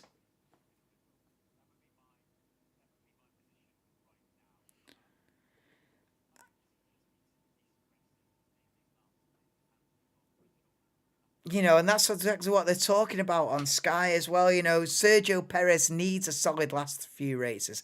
I don't see Sergio Perez in an AlphaTauri next season. I just don't. I feel like he'd rather. But then again, I never thought Kimi Räikkönen would go to Alfa Romeo. I thought he'd just retire and not go down the grid. But will Sergio Perez drive for AlphaTauri, or will he just say, bollocks to that? Do you know what I mean? I don't know. It's in the air. It's up in the air, in my opinion, at the moment. He has been crap. He has. There's no. Listen, I don't mince my words. I'm not sponsored, promoted, or anything by anybody. I can say exactly how I feel. He has been crap.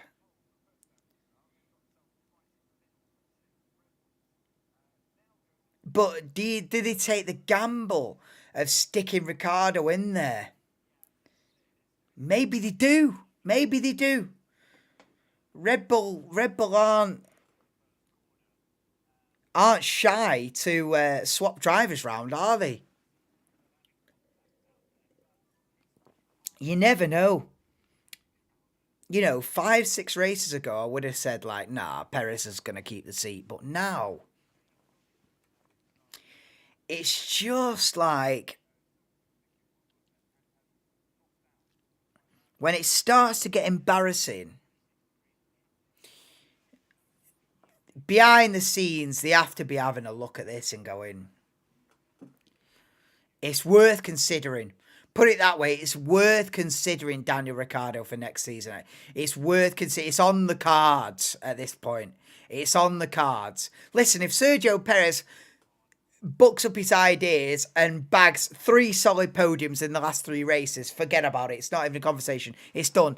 But if Sergio Perez qualifies P15, P14 in Brazil, DNFs in Vegas, and scrapes a top 7, you know what I mean? And finishes 9th in Abu Dhabi at the end of the season, they've got to go, do you know what? And meanwhile, if Ricciardo's getting in the points, I wouldn't rule it out, put it that way. It's just basically a long way of me saying I wouldn't rule out Daniel Ricciardo driving for Red Bull next season. I wouldn't rule it out. This is the thing, Chris. This ain't Ricciardo from years ago. I said this a couple of weeks ago. We don't know that. We don't know. Is it the 2017? Can Ricciardo ever get back? Are we seeing the 2017 Daniel Ricciardo right now? Because after he left Red Bull, he went to Renault. He got a couple of podiums. Was it brilliant? No. Leaves, goes to McLaren, and then the massive drop-off, whether it's loss of confidence, the car didn't suit him, maybe a combination of factors. I don't know, but that's where I withhold it a little bit, because I think it is still a risk for Red Bull sticking Daniel Ricciardo in, because if they're sticking 2022 McLaren Daniel Ricciardo into that Red Bull, it ain't the one. It ain't the one.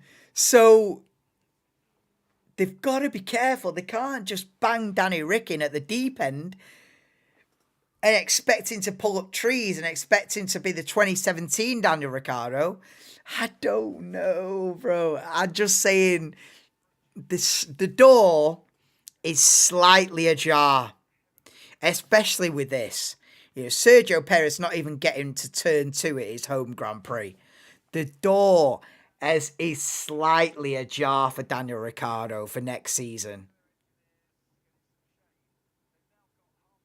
And it might just happen. But yeah, what are we saying? Exactly. Agree, Danny Rick is not as good as he used to be, but doing okay. He is doing brilliantly in this race. But the thing is, he's had half a season and not even that, because he got injured in Zandvoort, broke his hand, so then he's missed 3 or 4 races. So it's like Red Bull could have done with that half a season to review the results and review everything. And now that pool of results is only going to be like 6 or 7 races instead of 12. And it's like, Red Bull could have done with a 12 race look or a 10, 11 race look at what Daniel Ricciardo is going to do. Instead, it's a 5 or 6 race look at what Daniel Ricciardo can do. And that's why it's still a bit of a gamble. But if Perez is just collapsing mentally, because that's not good what happened there in turn 1. If Perez is just way off the boil, they have to do something. But yeah, if I'm Red Bull and calling Carlos Sainz, used to be at Toro Rosso, would you?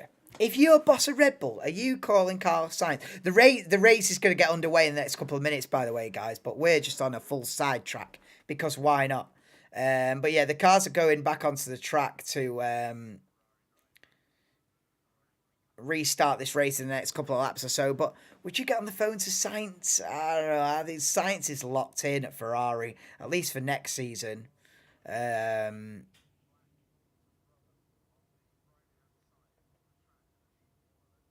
don't know. If I'm Red Bull, I would be looking at Daniel Ricciardo. I would be considering it.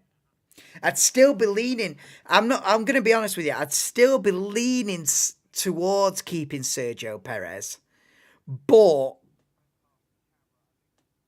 I'd be having a look and I'd be going, is Sergio Perez really struggling? Is he struggling? Is this all become a bit too much? You know what I mean? You've got to start considering that. Has this all become a bit too much for Sergio Perez? Mentally.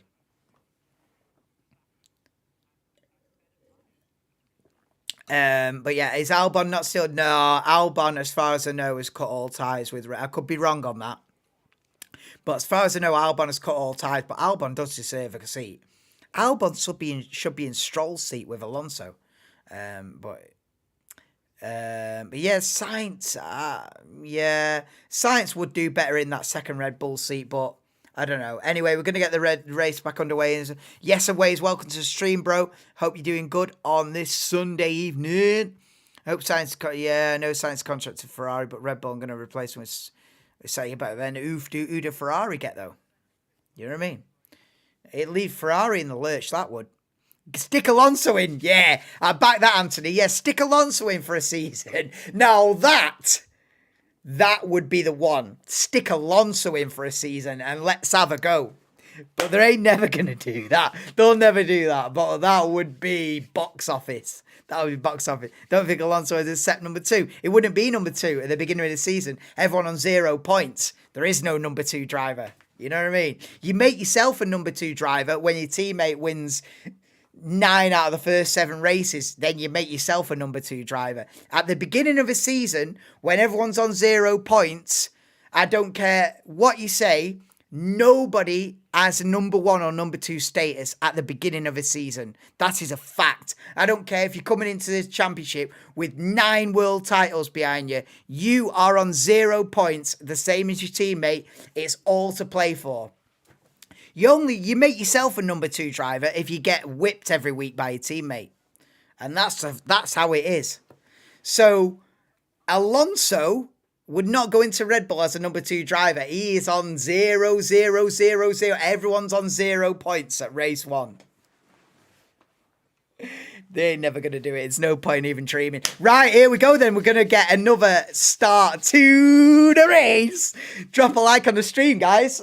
We're on lap 36 and the Mexico City Grand Prix is about to get back underway. 3, 2, 1, and the second half of the Mexico City Grand Prix is underway. Verstappen gets a nice start and Hamilton straight in the slipstream of the Ferraris, and one of the Ferraris is on the grass there, but Hamilton's all over the slipstream. Look at him scrambling about, but Verstappen's down the inside, and is Hamilton gonna go wheel to wheel the Ferraris? But it's Verstappen, Leclerc, Hamilton, Sainz, and this side by side Russell and Ricciardo for P5, and Russell gets the position, but it is Verstappen who leads them away for the second half of the, we've had like a half time. That's beautiful. We've had a half time in the Mexico City Grand Prix. The second half gets underway then. And it's Verstappen who leads Leclerc, Hamilton, Sainz, Russell, and look at how close it is here then. Tsunoda and Albon go wheel to wheel for P8.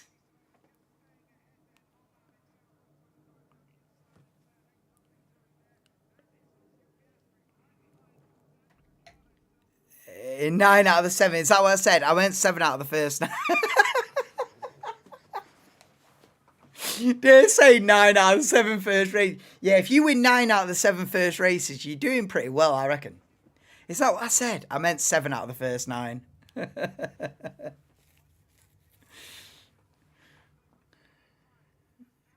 Mexico is where this is taking place, is it? Well, the massive title and the title of the stream is a little tiny clue. Yep. Mexico City, baby.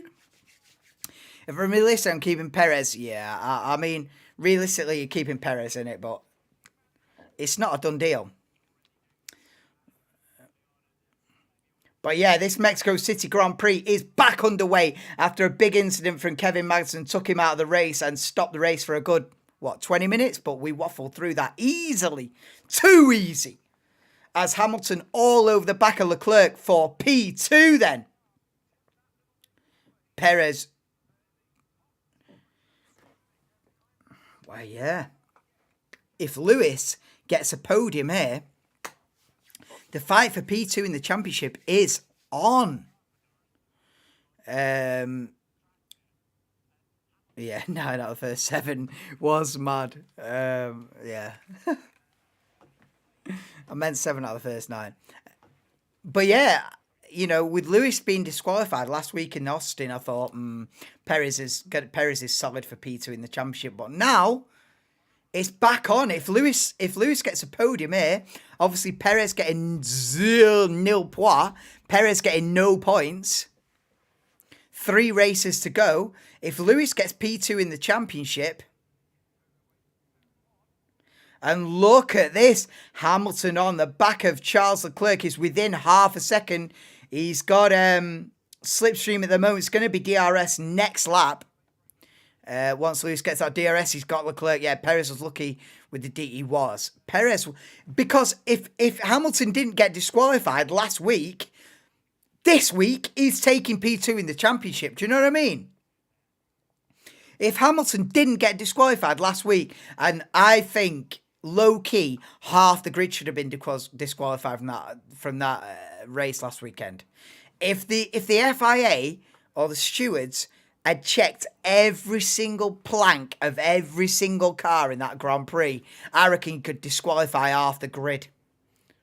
I don't know that for a fact, but that's just a little hunch. That's the hunch I'm getting. Half the grid could have been disqualified from that race, but they only checked 4 cars, and 2 of them got disqualified for too much wear on the plank, which is the lowest point of the floor at the bottom of the car. You have to have a certain amount of the plank left at the end of the race, so you're not scraping on the floor the entire race. But here we go then. Lewis has got DRS and slipstream on Charles Leclerc's Ferrari for P2 in the Grand Prix. We're on lap 39 of 71, and Lewis is going for it. Leclerc defends, and Leclerc keeps P2 for now. Verstappen has got a 1.9 second lead as Piastri goes down the inside of Daniel Ricciardo. Sorry, Piastri was down to the inside of Yuki Tsunoda. But look at Lewis still all over the back of Charles Leclerc for P2. But sorry, Piastri takes Tsunoda for P7. And Tsunoda's got it back into turn 4. Big fights going on in the midfield, but Verstappen leads Leclerc by 2.3 seconds. Hamilton all over the back of the Ferrari. Sainz is 4th. Russell then up to 5th. Ricciardo now down to 6th, fading a little bit as the second half of this race gets underway. Piastri P7, Tsunoda 8th, Albon 9th, and Hülkenberg now in P10. Both Alpines just outside the points in 11th and 12th. Then Bottas, Norris, Stroll, Zhou, Alonso and Sargent. Magnussen is out and Sergio Perez is also out. Yes, John, what are we saying? Perez 240, Hamilton 201. If Hamilton bags, let's say Hamilton finishes second here and bags 18 points, we'll be on 240 plays like 219. Oh, look at Lewis onto the grass, and it's a big move down the inside. Lewis Hamilton takes second in the Mexican Grand Prix. And what a move it was on Charles Leclerc down into the grass. Wow, and Hamilton, yeah, still got DRS into turn 4, and Lewis takes P2.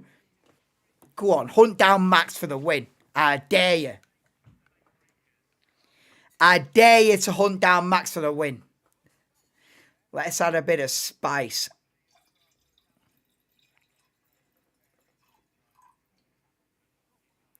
Go on, Lewis. Don't you think they should have checked their teammate as well? What do you mean, Barry? So funny if Lewis wins. Oh, mate, I'd love to see it. I'd love to see it. Lewis is 3 seconds behind Verstappen for the lead. Lap 40 out of 71. Well, lap 41 now of 71. Verstappen leads Hamilton by 3.2 seconds. It's then Ferrari 3rd and 4th. Leclerc and Sainz. And Russell is catching Sainz. Big time Mercedes race pace. Mercedes coming alive. Russell has a look down the inside into turn 1 on Sainz. Doesn't get the move done yet. What tyres is everyone on?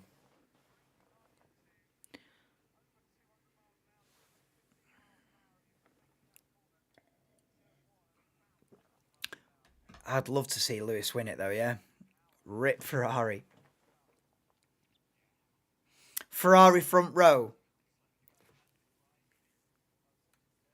They're not going to be on the podium, are they?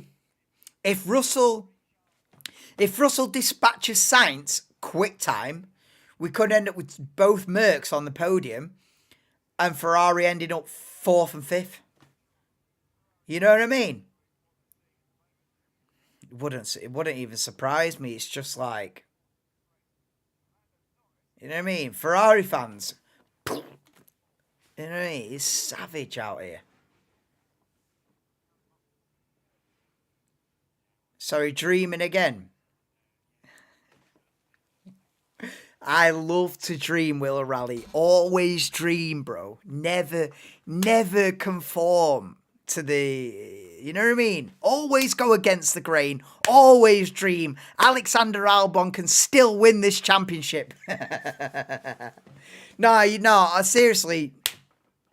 Always dream, bro. I live on a dream, mate. Forget Bon Jovi living on a prayer. I'm living on a dream, mate.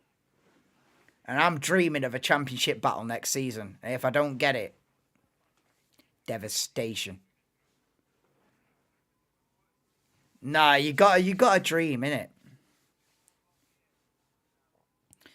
I keep telling you it's Ferrari, they're useless. Listen, you're putting that comment in as if I don't know Ferrari are useless. Believe it or not, I watch this. I know. I know Ferrari are not... I know Ferrari throw it away, man. You know, Ferrari should have fought for the championship last season and threw it in the bin big time. You know, I am fully aware that Ferrari cannot convert a pole position to a win for love nor money.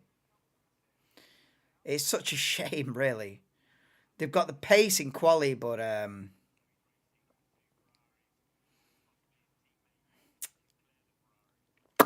Max has put the gauntlet down and gone, are you serious?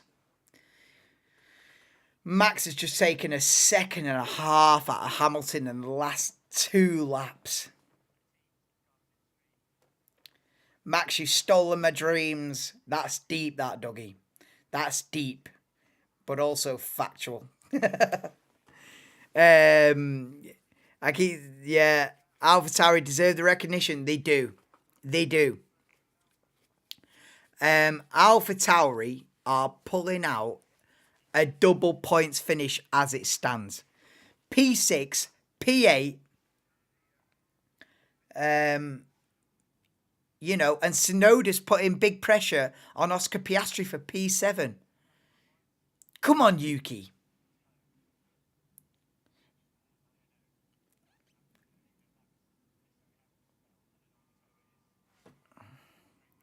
Ferrari should have won the championship last season. Well, should have won it might be a stretch, but they should have fought for it longer than they did. Put it that way. You know what I mean? They absolutely capitulated last season.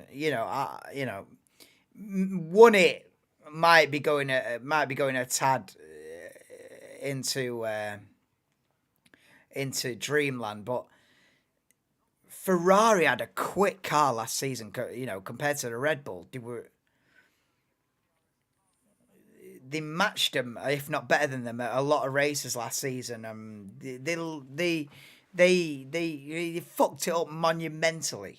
And then coming into this season, I thought they'd have bucked up their ideas. You know, I thought, right, we've got Fred Vasseur in charge. The shambles is over. They're going to make a leap forward in development. Red Bull are going to get hurt from the lack of wind tunnel time. They've had a bit of an anonymous season, Ferrari, if we're being honest.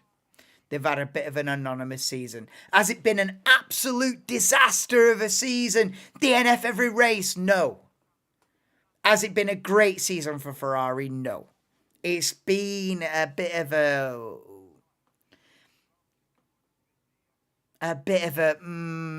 snag a few pole positions here and there, but then faded during the race. You know, it's going to be a season from Ferrari where it's a handful of pole positions and a great Singapore Grand Prix victory, but really shoulda, woulda, coulda done better. You know, they should have kicked on from last season, but they've dropped off. No sesh tonight.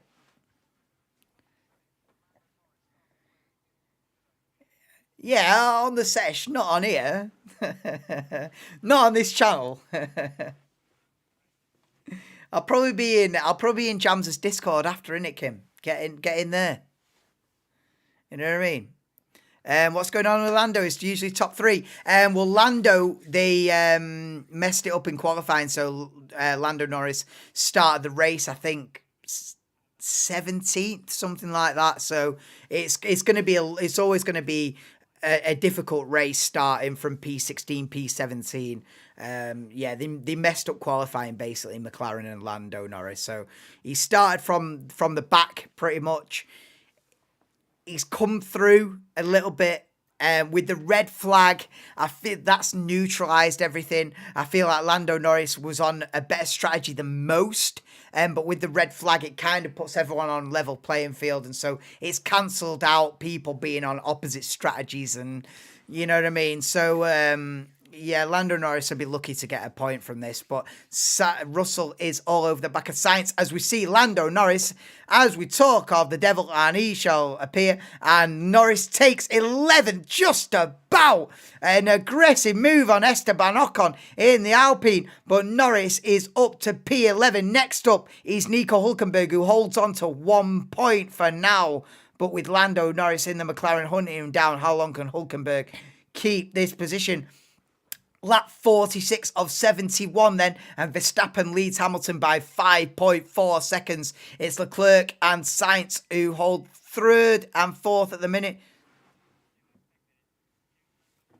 Up for a twitchy one. If you do a twitchy one, I'm on, mate. Yeah. And Kim can join as well. Do a twitchy one. Kim, do you follow Dougie on Twitch? Link up. Forgot to mention that William Buxton stole your Gasly. Did he? No, but I stole Gasly though. I'm not the. I stole Gasly off the French commentators, so I can't claim it. Pierre Gasly. I stole that though. You know what I mean? Wow, Russell nearly took Sainz then into turn one. And Piastri's looking for the move. Sorry, Norris looking for the move on Hülkenberg and gets it. So Norris is into the points as Russell is hunting down Sainz for fourth. Lap 47 of 71. Oh, Verstappen's got this covered. 6 seconds is the lead. I'm not sure, but you can send me a link on WhatsApp. Yeah. We'll rig it up. If Dougie rigs it up. Didn't realise about Lando starting near the back. Yeah, exactly. Tough from there. It's always tough from there, unless your name's Max Verstappen. If you're starting from the back, it's always going to be a long afternoon, you know. So, but yeah, this is the biggest fight on track right now. Sainz versus Russell for P4. Hamilton can do nothing about Verstappen's lead. It's gone from 2 seconds to 6 seconds in the last half dozen laps. But Russell, if he wants to fight for a podium today, needs to get this done on Sainz. With 23 laps, with 23 laps to go. Yeah, Norris is up to P10 yet. He's into the points, is Lando Norris. A twitchy, whoa! Piastri on a switchback is all out of shape coming out of turn 3. And here comes Tsunoda then with DRS. And Piastri's gone defensive into turn 4. Tsunoda's going to try it around the outside. But Piastri keeps the position for now then. But Tsunoda as Alonso retires from the Grand Prix. Wow.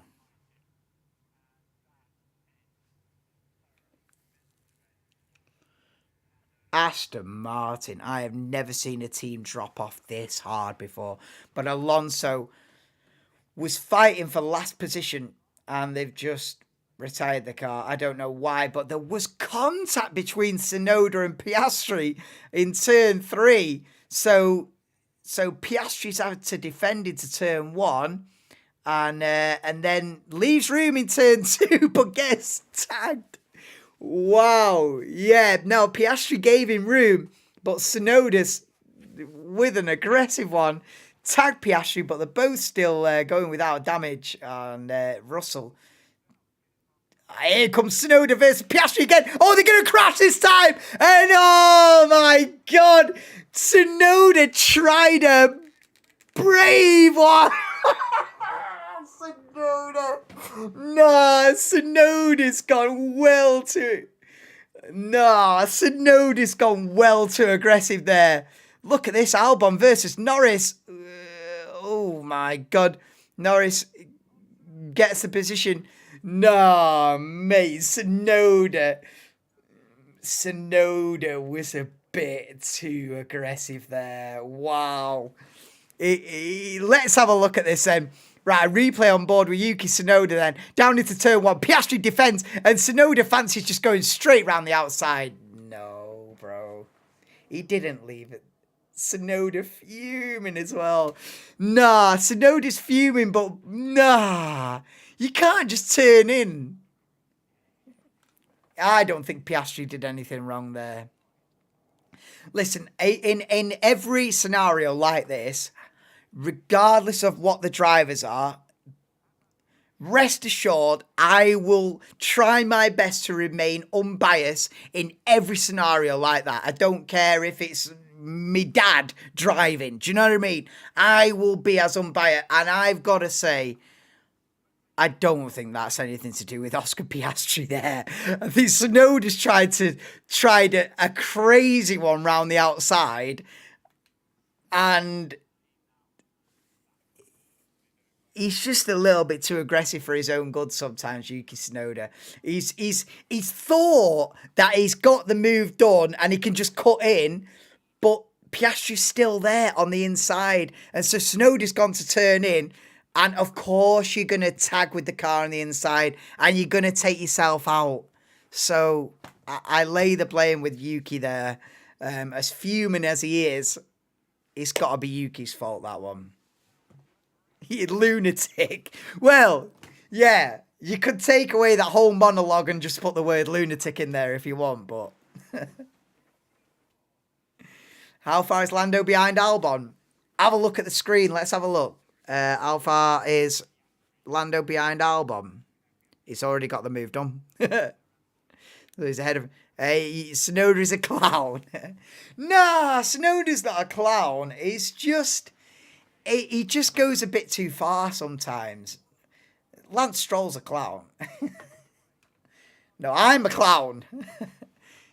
No, Tsunoda... I do like Tsunoda, but... He's a bit... Sometimes he needs to just... You know what I mean? Breathe in. Hold it for 4 seconds. Breathe out for 4 seconds. Breathe in for 4 seconds. You know what I'm saying? Relax. He seems to get a bit too... you know what I mean? Just whoa. And breathe. Do you know what I mean? It's one of them with Yuki sometimes. It's a bit of a mad one. Don't have a brain. Well.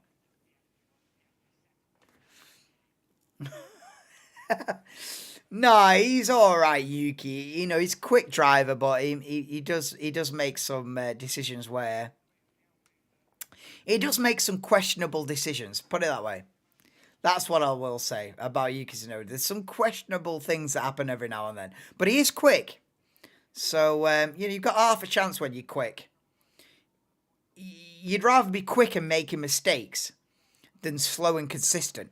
Because if you're quick, you can sort out your mistakes. But if you're slow and consistent, it's more difficult to become a quick driver than it is to get rid of mistakes. Do you know what I mean? So if Yuki sorts it out, he could be a very good driver in the future. But Bottas is down the inside of Esteban Ocon. And they side-by-side into turn 2. But Pierre Gasly keeps the position. Is 19 laps to go in the Mexico City Grand Prix. But the side-by-side then, Gasly and Bottas into turn 4. Gasly's got the inside. Bottas is going to try the switchback into turn 6. But Gasly gets the position then. So it is Verstappen who leads Hamilton. We're on lap 52 of 71. And Verstappen leads Hamilton by 10 seconds. Oh, we'll ignore that. We'll ignore that. Then Hamilton's 5 seconds ahead of Leclerc, who's 4 ahead of Sainz. So the top 4 is pretty static. Sainz has seen off the pace of Russell as well, who's dropping back now on the Ferraris. 1.8 seconds is the gap, make that 1.9 as we speak. Russell dropping off the backs. Ricciardo's still up there and looking for a bag full of points in P6. Piastri's P7 after the contact with Tsunoda. Norris is now up to 8th from starting 16th, 17th on the grid. So Norris is having a good second half of the race. Albon there down in P9 at the moment, but with a lot of cars coming up behind him. And Hülkenberg at the moment is still holding on to that P10, but he's under pressure from Esteban Ocon, who's only half a second behind as Tsunoda's complaining about information that he's been given. Tsunoda being told he's faster than the cars ahead, but he doesn't want to hear any of it.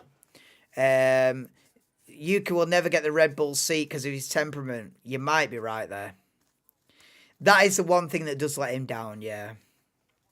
Yeah, Yuki's temperament is he's a bit wild, isn't he? He's a bit wild. I've got to admit, like,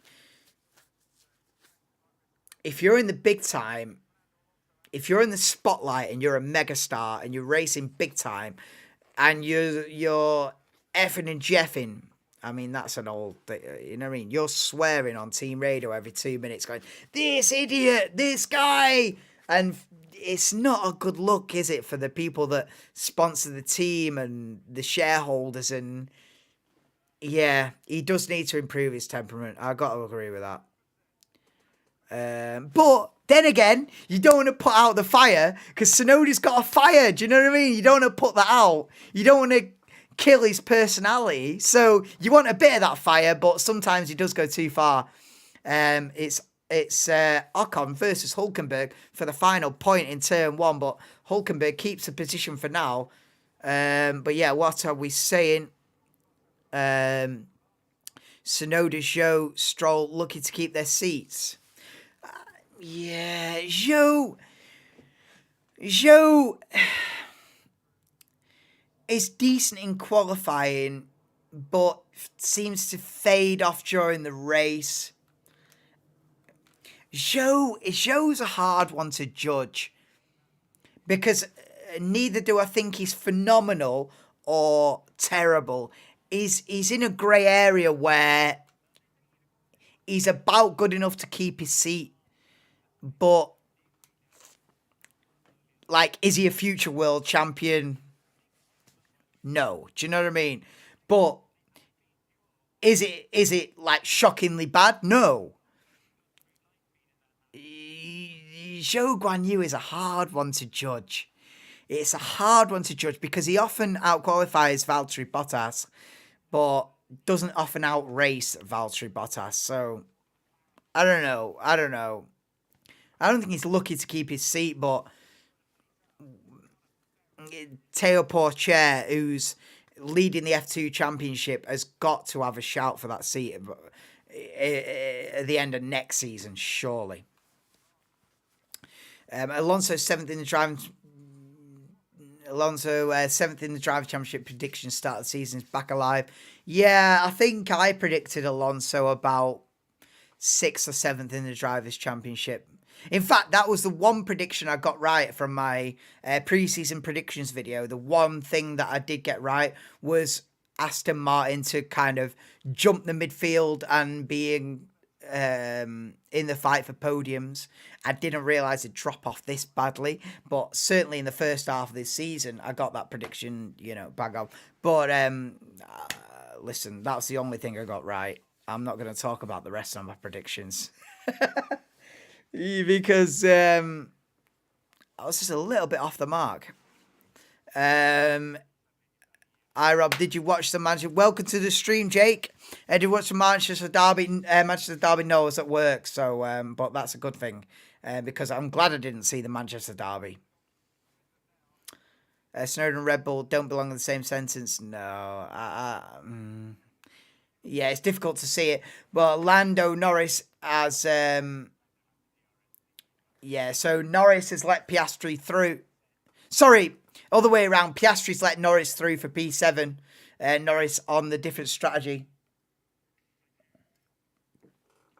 So Norris through to P7 to go and attack Daniel Ricciardo for 6th. I'll put out his fire, yeah. You don't want to put out that fire, though. He's got some personality about him, Yuki Tsunoda. But he does go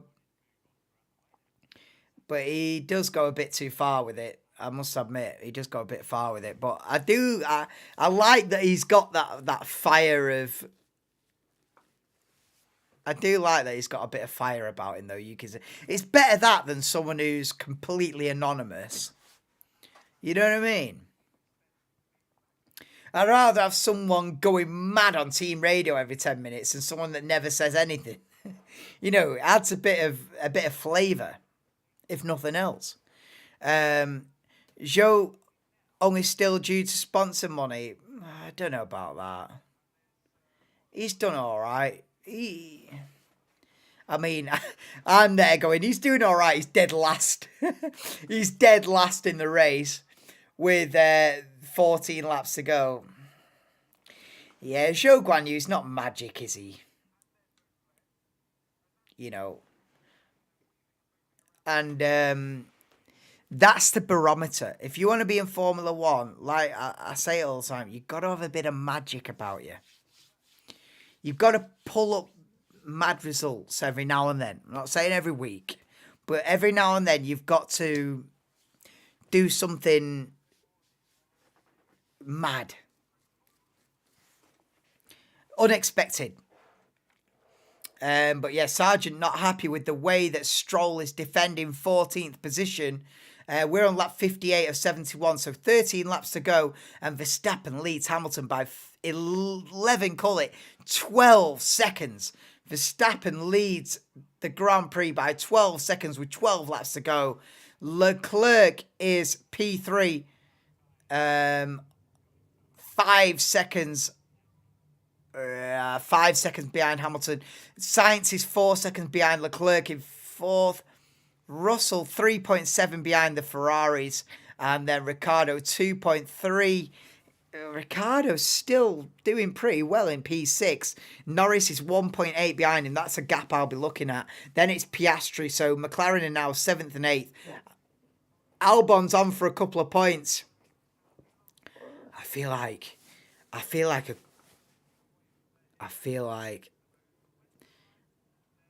a quarter of the people or a third of the people that were in the grandstands at the start of this race have gone home because Sergio Perez didn't make it past lap 1, which is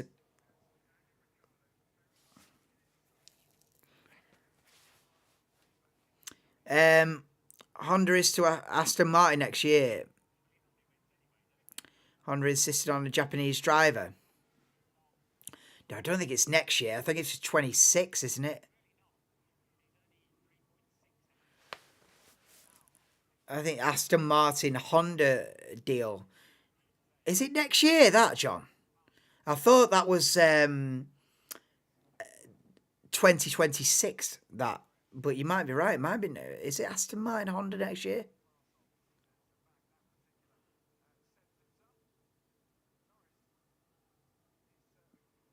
But either way, Stroll shouldn't be in that seat. Stroll shouldn't be in F1 anymore, to be honest with you. You know what I mean? He's had a couple of good results over the years, Lance Stroll, but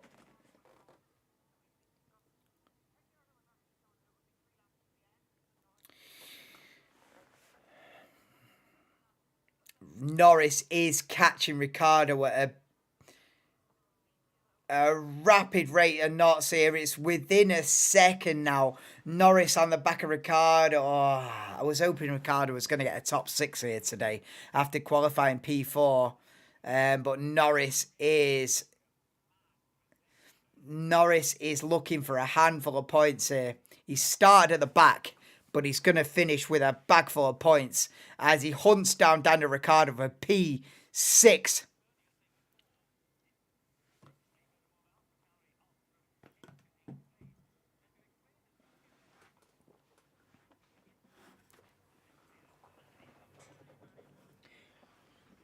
Oh, look at this. And Daniel Ricciardo has to defend into turn 1.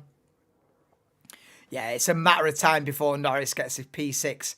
Out of turn 3 they come then. He's going to have DRS and slipstream into turn 4. Ricciardo stays defensive on the inside and switches and squeezes him all the wheel to wheel. And they rub wheels there on the apex of turn 4. And Lando Norris brilliantly turns the outside into the inside for turn 5 and gets the position. Norris up into P6. He is on a charge. Lando Norris had a superb second half of this race. And what a move that is. And they just slightly, the merest of touches, tyre wall to tyre wall. It was fantastic. What a move that was from Lando Norris. Round the outside of turn 4, becomes the inside for turn 5, and Norris takes P6 off Daniel Ricciardo. Yeah, 26.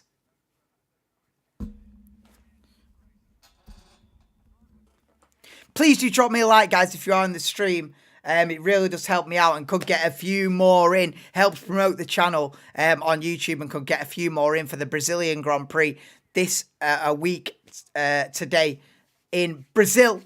And then we've got Vegas a couple of weeks after that and Abu Dhabi. But yeah, join me for that. Get yourself subscribed as well if you're into Formula 1. I'm not just live today. I'm live for every single Grand Prix from the Formula 1 World Championship. So join me for Brazil next weekend. But we are on into the last 10 laps of the Mexico City Grand Prix.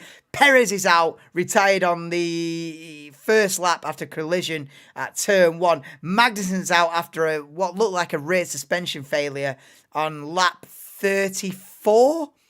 And then Alonso has since retired. I don't know why. Maybe they just threw the white flag. Maybe Aston Martin just threw the white flag. But Fernando Alonso's out of the race as well. So 17 runners. It's Verstappen who leads Hamilton by 12.8 seconds. It's Leclerc third, Sainz fourth, Russell P5.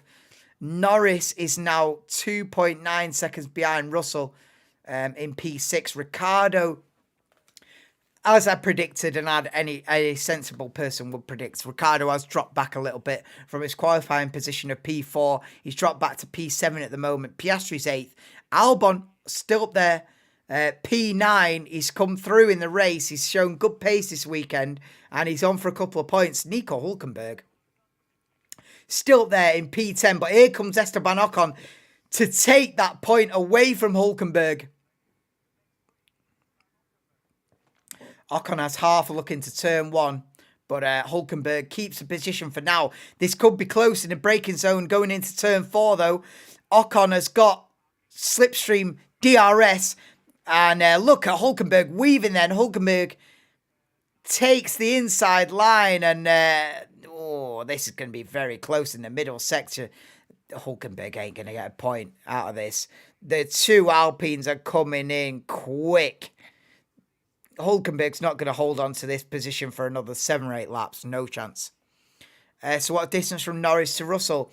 The gap is 2.5 seconds and closing because it was 2.9 last time I looked. So Norris is closing. It's 2.3 now. Norris is on for a top 5 position here.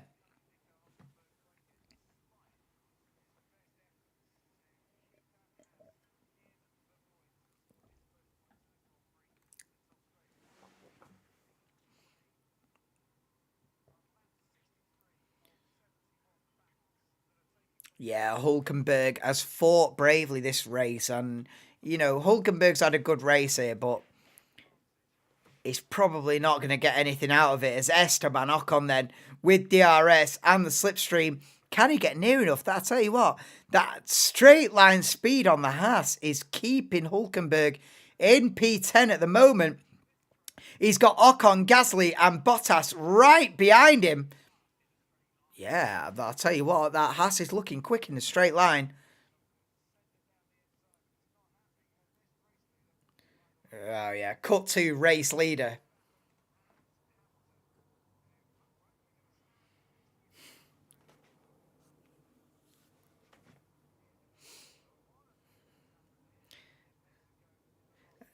You can't take it away from Max, can you? You know, he got a rocket start and got in between the Ferraris immediately. You know what I mean?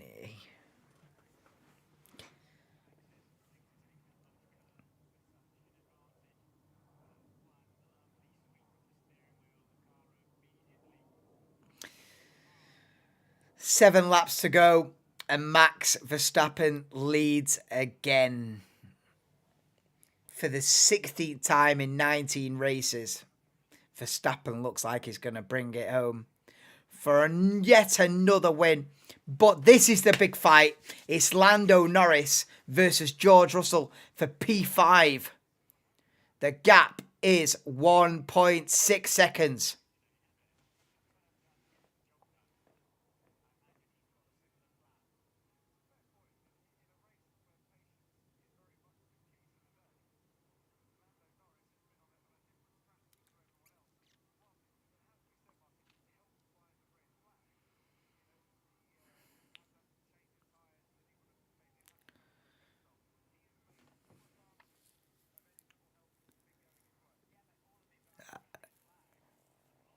Lando's had a great race today. I think if Lando gets top 5 here, I have to give him driver of the day, don't I? I have to give Lando Norris driver of the day here. Max is going round that track and shouting, and still, and still top of the league. Yeah, bro. Literally. He could take both hands out off the wheel and still. Oh, mate, it's ridiculous.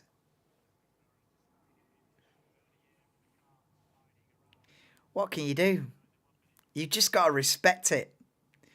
You know, there comes a point where you just have to tip your hat, you know what I mean? And go, yeah, you're that guy. Do you know what I mean?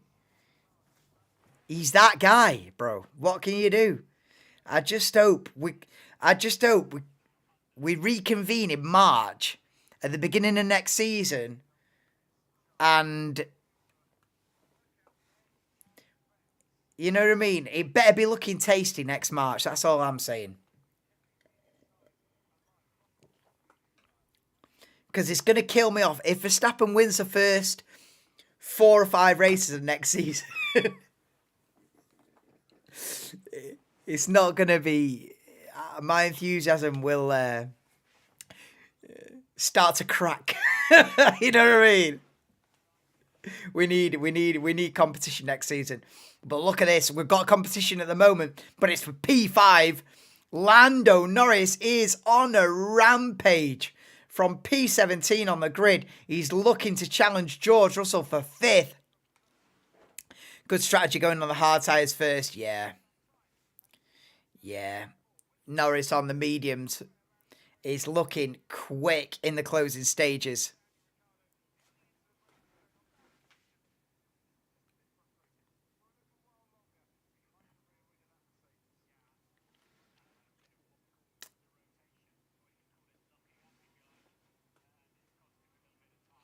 Leclerc staying on the podium.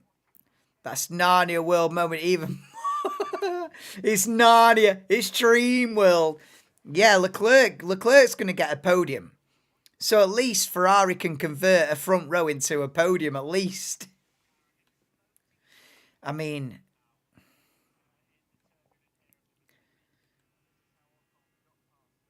it's not even a surprise, like... Ferrari start 1-2, and nobody's surprised that they've been well and truly beat in the race. Like, a team that starts 1-2 should have a shout at victory in the race. Do you not think? You know what I mean? A team that starts on the front row should have a shout at victory. Ferrari have not even had a prayer. They've not had a chance. and it's not even being mentioned. You know what I mean? They've not had a chance of winning today. But look at this. Look at this then. I think Lando Norris is going to get a position into turn 6. Oh, wow.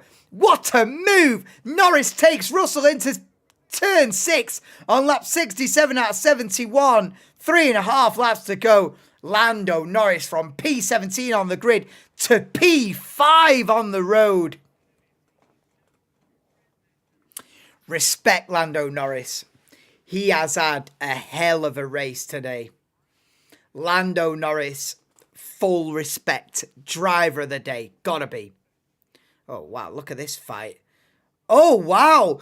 Bottas has hit Stroll in the stadium section. Wow. Wow, Stroll went for the dive bomb in the stadium section. What? Whoa. And then gets taken out. Oh, damn. Oh, that's tough to lay blame there. That is tough to be a referee on that one. Yeah. Yeah, Valtteri should have given the space, I feel like. Look, yeah. It's a beautiful move from Lando Norris because it's a beautiful switchback out of turn 5 to create the move down the inside into turn 6. And Stroll's out of the race. It's a double DNF for Aston Martin in Mexico.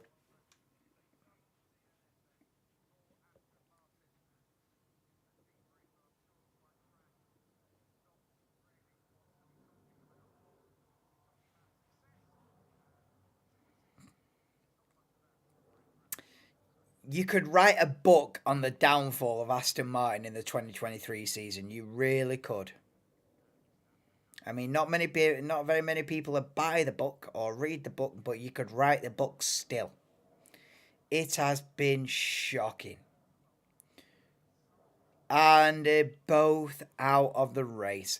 Lance Stroll becomes the 4th retirement of the Mexico City Grand Prix. We're on lap 69 of 71, and Verstappen leads us once again, as he has so many times. In fact, it's 16 out of 19 times this season Verstappen is looking to win the race. Hamilton is 15 seconds, 14.6 seconds adrift in P2.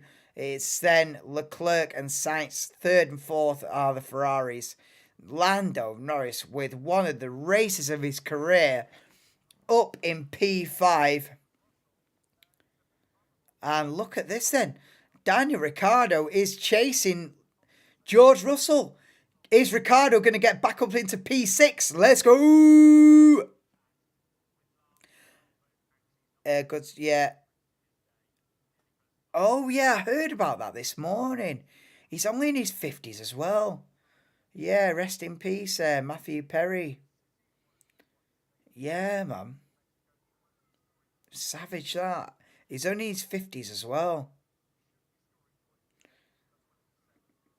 Yeah, rest in peace, Chandler. Savage, that.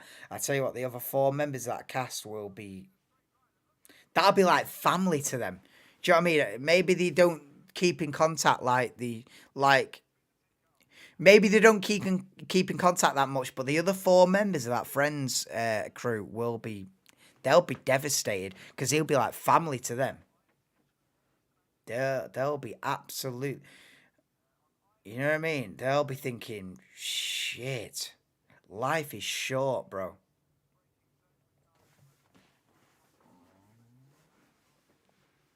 Yeah, yeah. Rest in peace, Matthew Perry.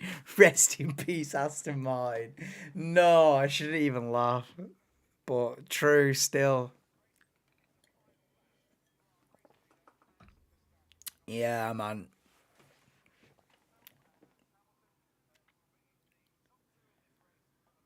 Look at this.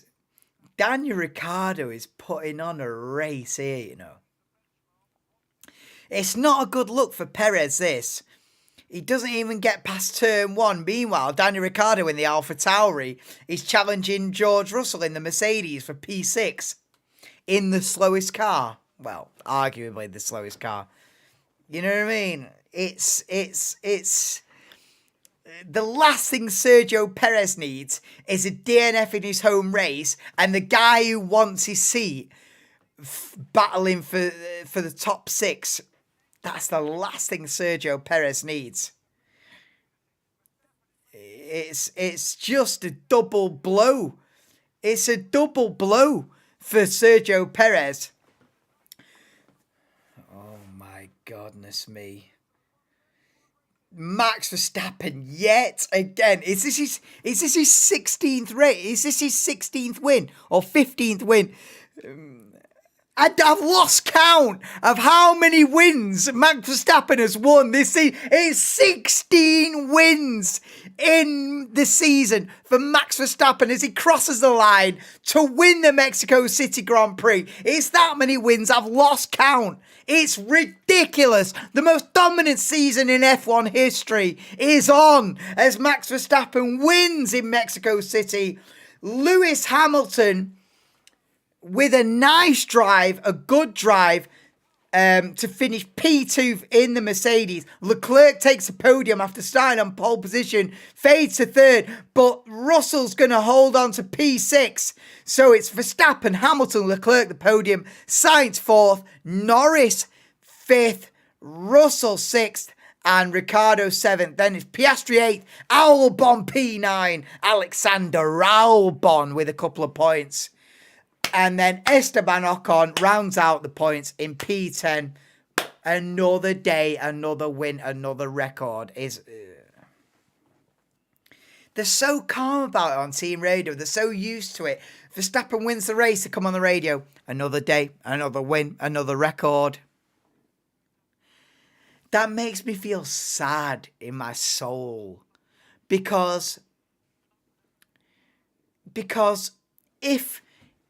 if Alexander Albon wins the race, it's the greatest day of his life. It's, you know, if Daniel Ricciardo wins the race, it's the highlight of his career, the greatest day of your life. For Max Verstappen, it's another day, another win, another record. It makes me feel a little bit sad in my soul. This sort of it's just another day in the office. Another day in the office. Whereas anyone from like P5 down wins that race, it's the greatest day of their entire life. Do you know what I mean? It's kind of sad that in a way, isn't it? It's kind of a little bit sad that, but another day, another win, another record for Max Verstappen.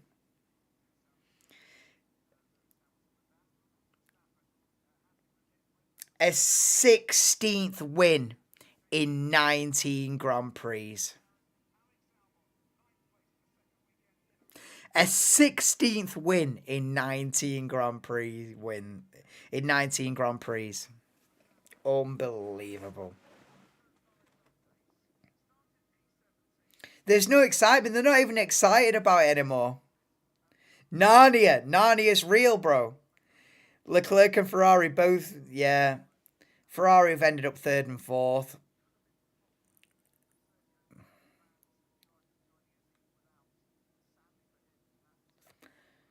Max is a winner. That's why the rest are embarrassing and losers.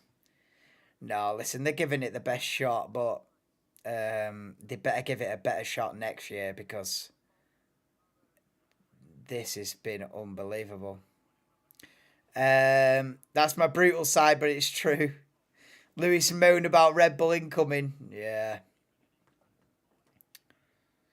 I'm gonna give driver of the day to Lando Norris, coming from, I think it was P17 on the grid to a top 5. So a hell of a race from Lando Norris. I'll give the race out of 10 because I always try and rate the race out of 10.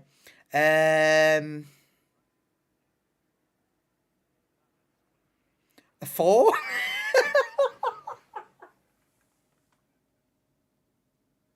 I don't know, bro. I don't know it. I don't know, bro. It's not one that I'll be referring back to. You know what I mean? It's not like Brazil 2012, is it? You know, Spa 2008. The guy that was in the stream at the beginning saying I'm a newer fan, what should I watch? Brazil 2012, Belgian Grand Prix 2008, final 3 laps. Cheeky one. Canada 2011. You know, I don't know. I'll give it a 4 out of 10 to be if I'm being real. 16 victories in one season, and there's still 3 races to go. Listen, thank you to every single person that has watched this stream. I appreciate each and every single one of you. Please do drop me a like. It helps YouTube find the channel and promote the channel a little bit more, and we can start to grow a little bit. Hopefully into next season, you know, we can get a solid base of people watching race in, race out, and hopefully we can have a championship battle next season. Please do drop me a like and subscribe if you're into Formula 1. I'll be live for the Brazilian Grand Prix next Sunday. I don't know if we'll be able to qualifying for that. It's on the Friday and I'll be working. But for the race, I'll be on for the race. Definitely for the race. Quali and sprint stuff, I don't know yet. But for the race, I'll be live. I never miss a race. You know how that is. I never miss a race. I'm on an 18-year streak. I ain't about to miss a race.